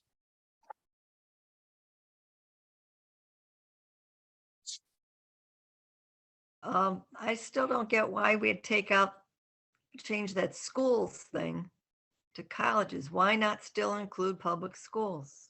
Because it's a municipal land use. There, you have two overlapping definitions. I can't see the problem with that, but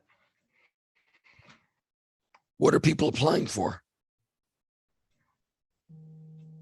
You can't have definitions overlapping. They got to be distinct categories. okay.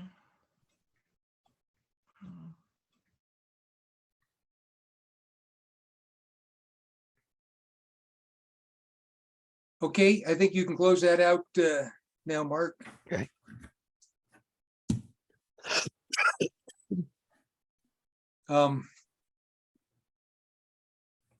Any other questions or comments? So then you're assuming that the school, Andover Elementary School, is a municipal use. Is that correct? Yes. Yep. Correct. Correct. And I read that to be consistent with Attorney Williams' letter Yes. on the subject.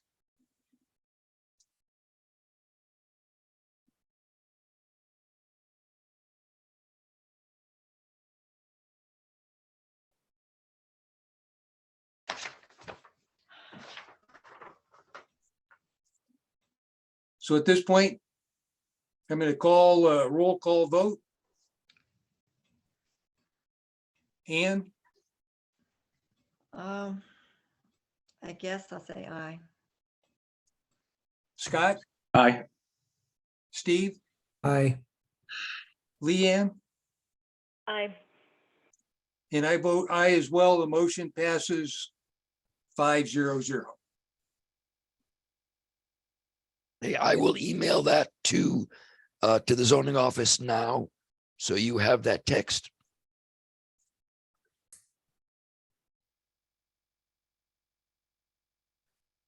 Thank you, everybody, for your participation tonight on that. I know it's not exactly what the Board of Education was looking for, but I did hear that the Board of Education would be satisfied with that answer, and I hope that that is true.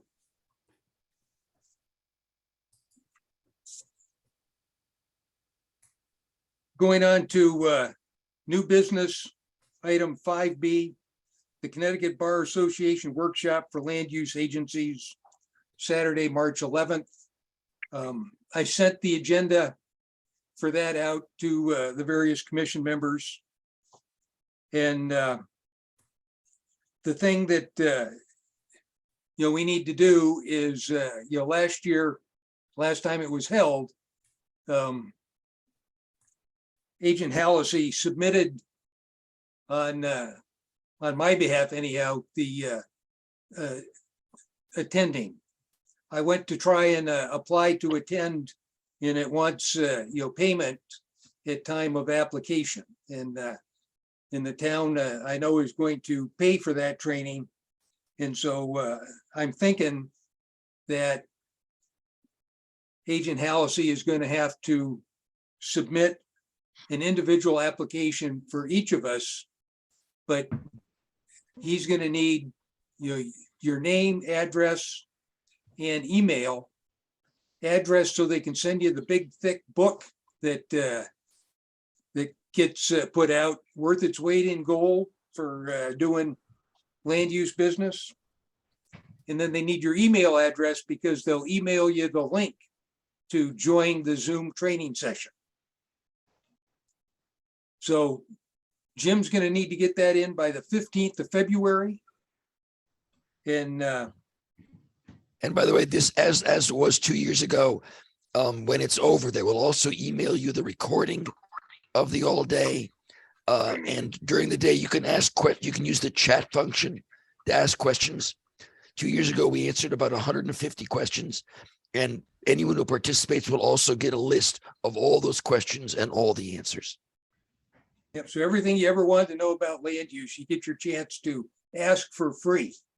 And So that's a good deal too, but let Jim know, by prior to the 15th of February, so he can get the thing in there, and that's before our next meeting. So that's why I wanted to talk about that tonight. Jed, if I may, I would also say on the town's behalf, this is a fantastic program.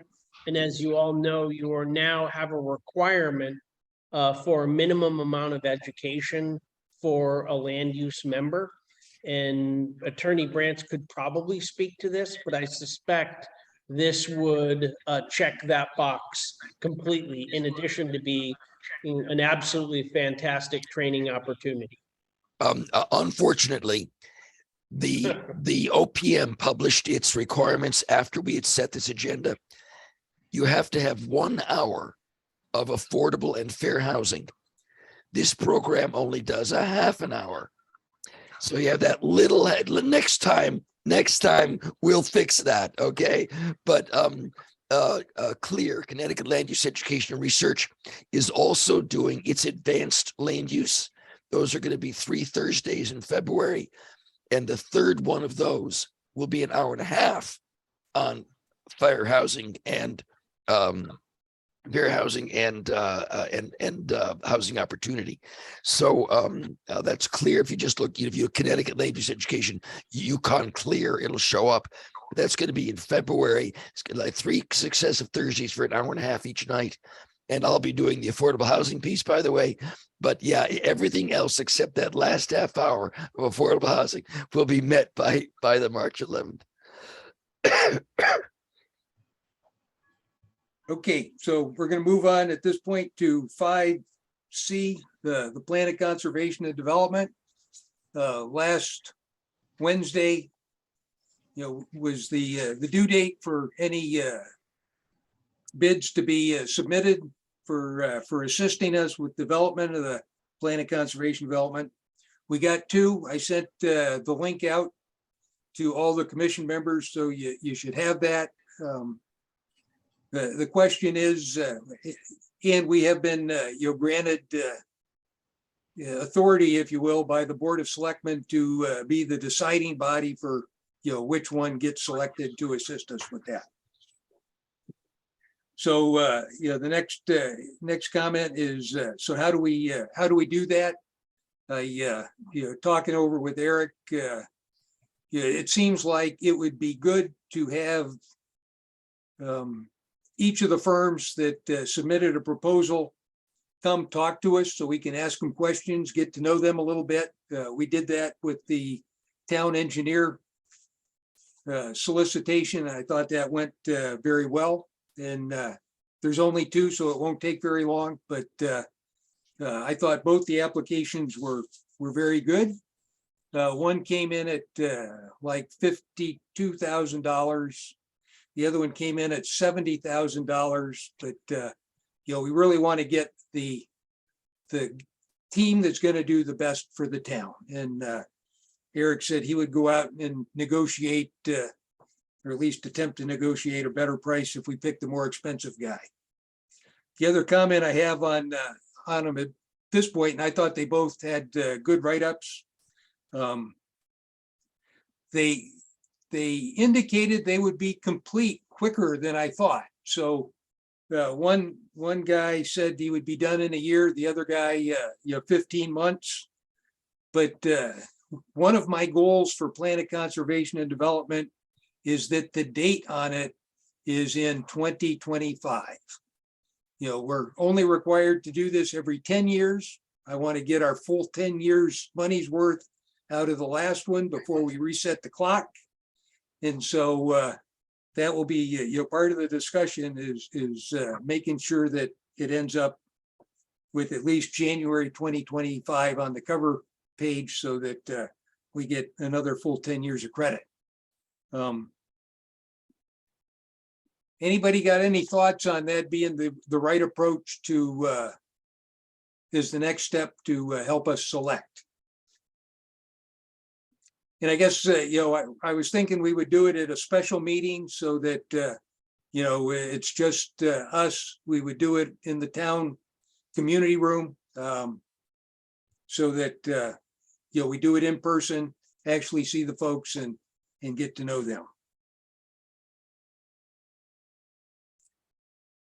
Okay, question I have for the commissioners. I know that my schedule is pretty flexible because I'm retired. I don't know if, you know, other folks that are still working, work from home is, you know, would it be possible to hold a special meeting on an afternoon and get everybody in attendance, or is that a non-starter and we need to hold it sometime in the evening? Steve is the representative from the working society. What's your thoughts on that? I can generally accommodate during the work week. The problem I have is I'll be traveling the week of February 6th and also You've done it as a from board. It will have to be noted. February 25th through March 8th, I believe. There was a separate Or grouping. 7th, of people, or but no, not the 8th. a quorum of the board. Okay. How about some of the rest of you guys? Scott? Mr. Chairman, Just let me do know you and need I'll me to be there. stay? Jed. Say This again, one. Mark? Do you need me to stay? I don't. I think we're in good shape. Thank you very much for your help tonight. Always a pleasure. All right. Happy New Thank Year. you, All. We'll Mark. talk to you soon. Yep, Right. thank Take you. care. And by the way, that text is now in Eric's box and also in Attorney Williams' box, as well as in yours, Jen. Okay, thank you. Sure Yep, thing. good night. Good night. Thank you, Mark. Pleasure.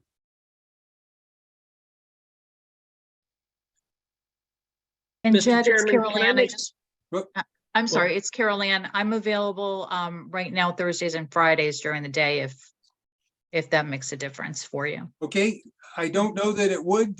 We didn't have anybody other than the interview team for the last one, but I'll think about that and let you know. Thanks, Carol Ann. Okay.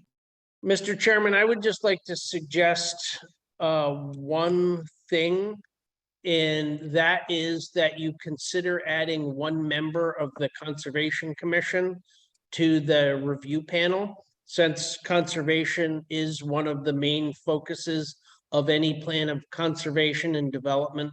I think Mr. Gruner would appreciate being part of the review panel. And I was also thinking that you might be part of that team, Eric. If you choose to, I would be willing to. I would certainly go to the presentations. Whether I'm a decision maker or not is up to you. The Board of Selectmen gave you the power to make that decision, as a commission. Yep, and one of the things I need to come over and discuss with you is I saw in the back of the proposal, there are expectations of the town. And I want to make sure we're clear on our ability to provide and meet those expectations. Understood. So we'll be talking more about that. Leanne, did you have any input on that one way or the other? Just my schedule is fairly flexible. I know, Jed, these meetings work out well in a Zoom environment, which I think has been your preference for a while. So if you'd rather do it that way, I have no problem with not, seeing these people at an in-person meeting and just having a Zoom meeting. Okay, now I do think there's, one of the things that lacks in a Zoom meeting is that ability, to have a conversation with somebody, get to know them a little bit, and that sort of thing. So I would like, it'll be, a small group of people, the 6 or so of us that are talking to them, and they'll bring 1 or 2 guys over, and so there's 8 of us spread around in the community room. I think that's a pretty safe environment. Okay, let me work on some dates. I heard a willingness to go in an afternoon. I'll look at the town schedule to find out when the community room's available, and see if we can reach out, and I will pick some dates, run them by the commission members, see if we can get a consensus on that before I go out and ask the responders what their availability might be. I think they'll work pretty hard to come in and whatever date we pick for them to show up. Okay, next item up is old business. Jim, you want to tell us what you know about that? I did get a letter from Chris Bell today. It was not posted on the website, but if Carol Ann, are you able to put that up on the screen? Or no? I didn't get the attachment in your email. I only got the information about the notice. Okay, all right. Yeah. Chris Bell indicated that a lot of work has been done. A lot of the grading has been done. It's substantially complete. Like he proposes to do finish grading, go back into that hill where the material had been removed, go back. I couldn't pin him down on the exact number of feet, but go back far enough so that he can close that hole up. Go to the left of the opening. It's well outside the wetlands review area, or well outside it's approximately 195 feet currently. So that shouldn't be an issue. And we would hay and seed it. This is all in the next 2 weeks. At that time, we'd get finished grades from an LS, and that's pretty much it. So we're looking at probably a 2-week time period max. And it does appear that the site does drain in accordance with the plan, but I will verify that when it is complete and when I have the as-built, which will show the site without the drainage basin, etc. That's about it. Any questions? I'd be happy to answer, or I would be happy to try and answer. Well, your comment that you had a hard time pinning him down on what he was doing with the hill, I think we were all surprised when we saw the big carve out in the hill, which wasn't in accordance with the plan. And I think, there's a lot of right answers. We just like to know what he plans to do so that if it's something outrageous, we can say, no, we don't like that. That's Okay. not what you agreed to do. And, Okay. and that's what we're having a hard time getting him to tell us. What is he going to do back there? He's going to use the material towards on the left-hand side of that mound, the mound that's exposed, and go back approximately 15 feet in order to close it up and have an angle of repose that will stabilize the mound. Okay. And we're still looking for, an as-built. Yes. As done, signed by a professional engineer that says the elevations are correct per the plan and all that stuff. It'll be signed by an LS, licensed surveyor. Okay, very good. Yep. Any other questions for Jim on the gravel pit?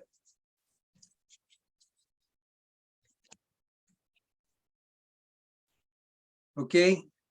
Next item up, approval of the meeting minutes from December 19th, 2022.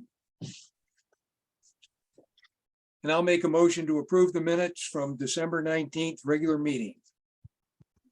I'll second it. Thank you, Ann. Any discussion on the minutes? Well, I saw my name was misspelled a number of times. So, and my name has an E.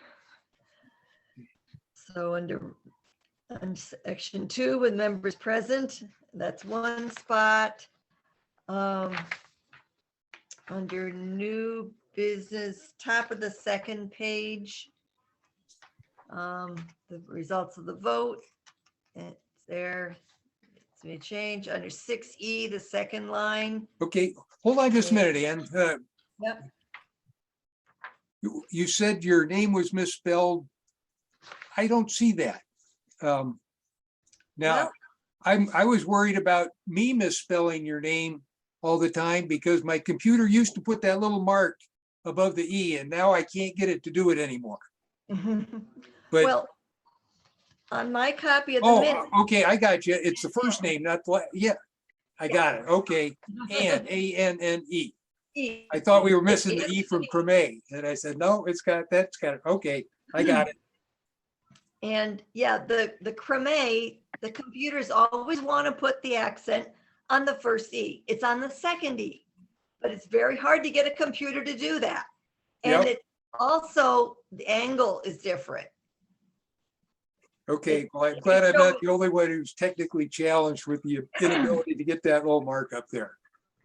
You have to know how to get the special characters to get it. So I usually just live with it as CREME with Yep. no accent. Okay, I would like my first name spelled Yep. correctly. I agree. Okay. Carol Ann, you'll take care of that. I will address it immediately. Yeah, and then on the last page, there was another spot where I had made a comment under 13, and it's another place there.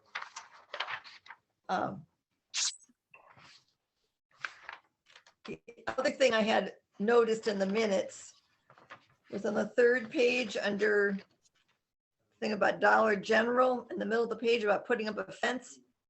Said, and it would run Route 6 to be a screen to the tree farm. I don't know if it would be run from Route 6 or what the word was supposed to be there. It could be either to or from. I think, Yeah, yeah. I believe it was from Route Okay. 6. I'll correct it. Yep. Thank you. Any other comments, Ann? Nope, that's it. Anybody else have any other comments or corrections? Yes, this is Leanne. I had this open at one point and I guess I accidentally closed it. I think it's on the second page. I'm trying to do it from recall. In the middle where it mentions Steve Barnett, I think there's an E on the end of Barnett. I think it's just, BARNETT. Oh, third page. Third page, okay. And then also, it might also be on the third page. My name is, I know there's several ways to spell it. It's capital Leigh, and then capital ANN is a separate word.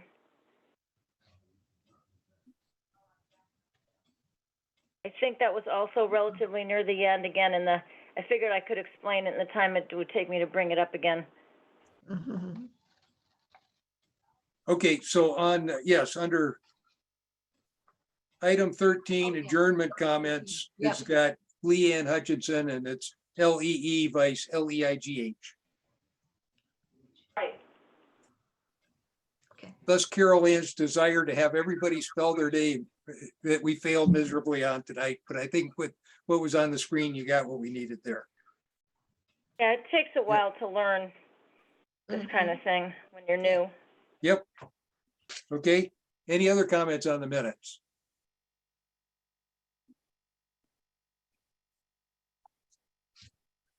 Okay, so we'll do a unanimous consent vote on approval of the minutes as amended. All in favor, say aye. Aye. Aye. Hi. Any opposed? Any abstentions? The motion passes 5-0-0.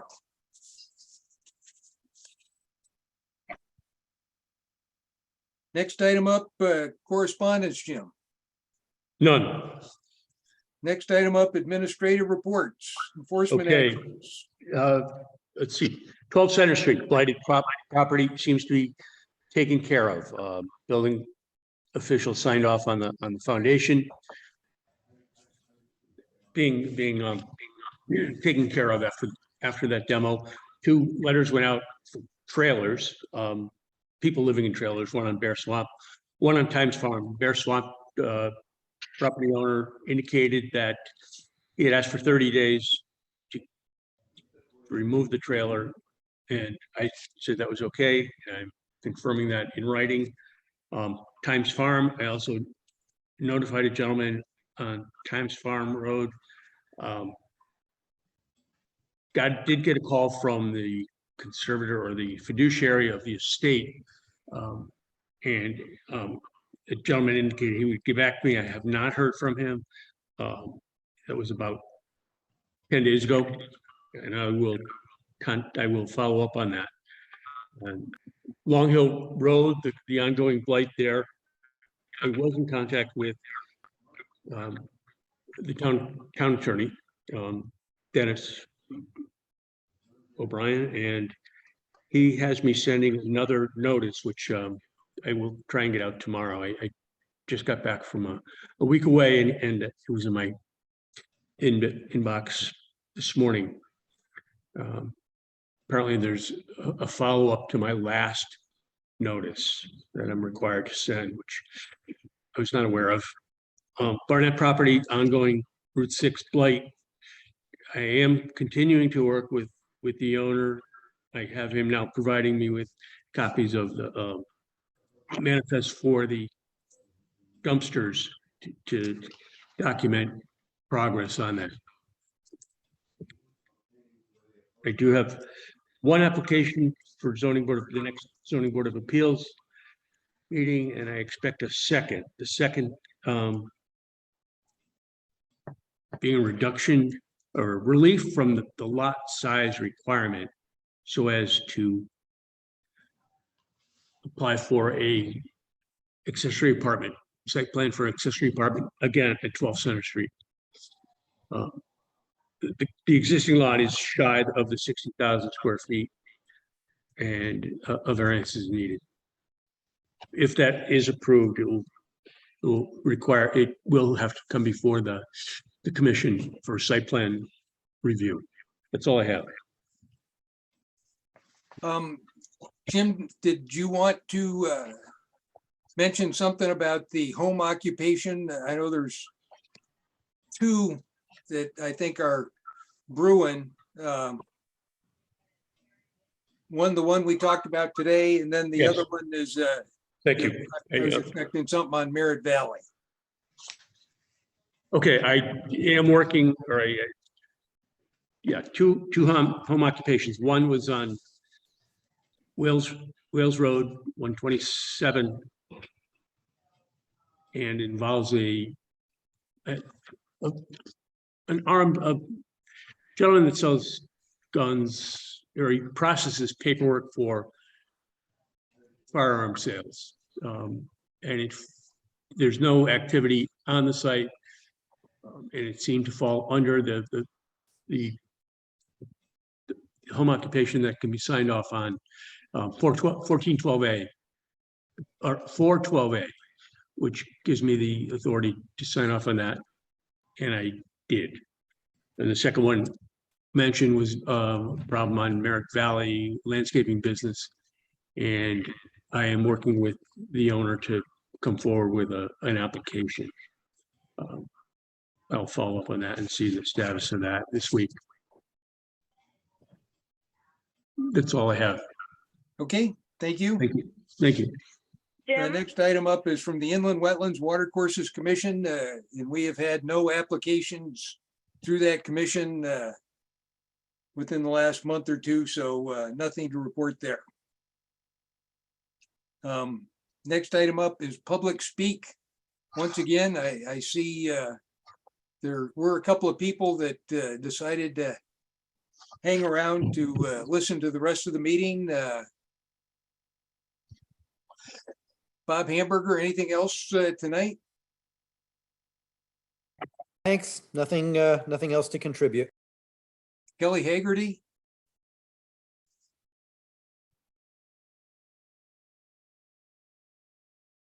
Joanna DeBari?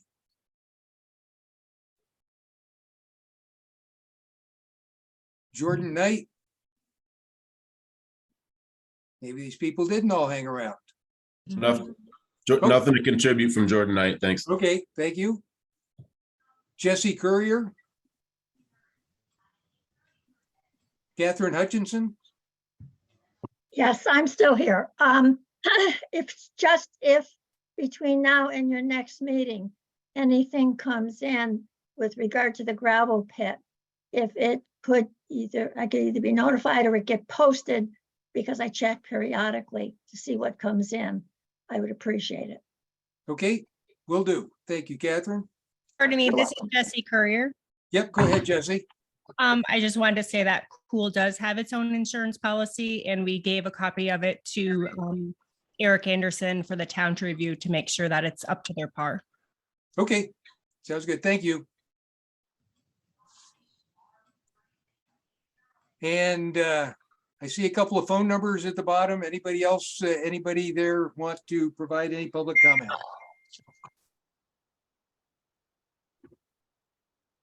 Okay, I got two public comments just for the commission's information. I did brief the Board of Selectmen on the 9th of January about, the need for a town planner, economic development coordinator.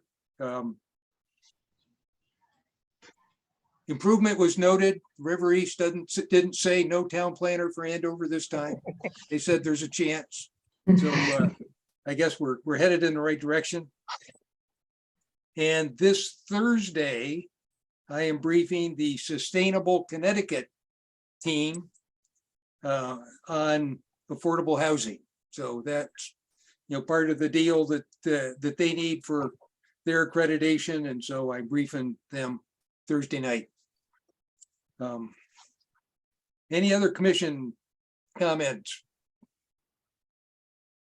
Jed, this is Leanne. I wasn't in the audience for the Board of Selectmen meeting itself, but I listened to it right after it was posted on YouTube, and I think you spoke well. And a town planner is certainly a position that would pay for itself and then some. So hopefully that will go through in this budget cycle. I'm glad, Elaine spoke as well, and I'm glad Ann was able to be on to support you. And I wanted to ask Jim, do you have any information about the CLEAR affordable housing classes that Mark Rance mentioned that you could send to us or tell us where to get it? I do not, but I will get it and I'll send it out. I'm sure it's readily available. Thank you. Leanne, if you Googled Connecticut Land Use Academy, and the link is yukon.edu. I think it's /CLU. Will get you to the appropriate page. It's run by the University of Connecticut. It's also an excellent, I haven't gone to their affordable housing training, but I've taken a lot of their other land use trainings in the past, and they're fantastic. They also have their regular basic course series for commission members that can be taken at any time. It's an online class that I would also encourage all of you to do, because it's not as good as their in-person stuff, but it's pretty good. The other thing I was going to say is I have asked Bill Warner if he would speak directly with the Board of Selectmen so that the Board of Selectmen can understand from talking to an experienced planner what a planner could bring to the table. We can't do it at the next meeting because Bill has a conflict, but at one of the budget meetings, he will present to the board what the benefits of a planner would be to the town, because I concur that that would be beneficial both to the commission and to the town as a whole to have a planner. The other thing I wanted to say is I thank you all for listening carefully tonight and making a good policy decision in your role as a land use board. So thank you for that. Okay, anybody else? Our next regular meeting is scheduled for February 27th. That's 1 week later than we would normally do due to the President's Day holiday. And I make a motion that we adjourn. I'll second. Okay, thank you, Scott. All in favor, say aye. Aye. Aye. Any opposed? Any abstentions? That motion passes 5-0-0, and I appreciate all of you being here tonight and appreciate what you do for the Planning and Zoning Commission. Appreciate the help and support. So thank you very much. Good night. Thanks, Chad. Good night.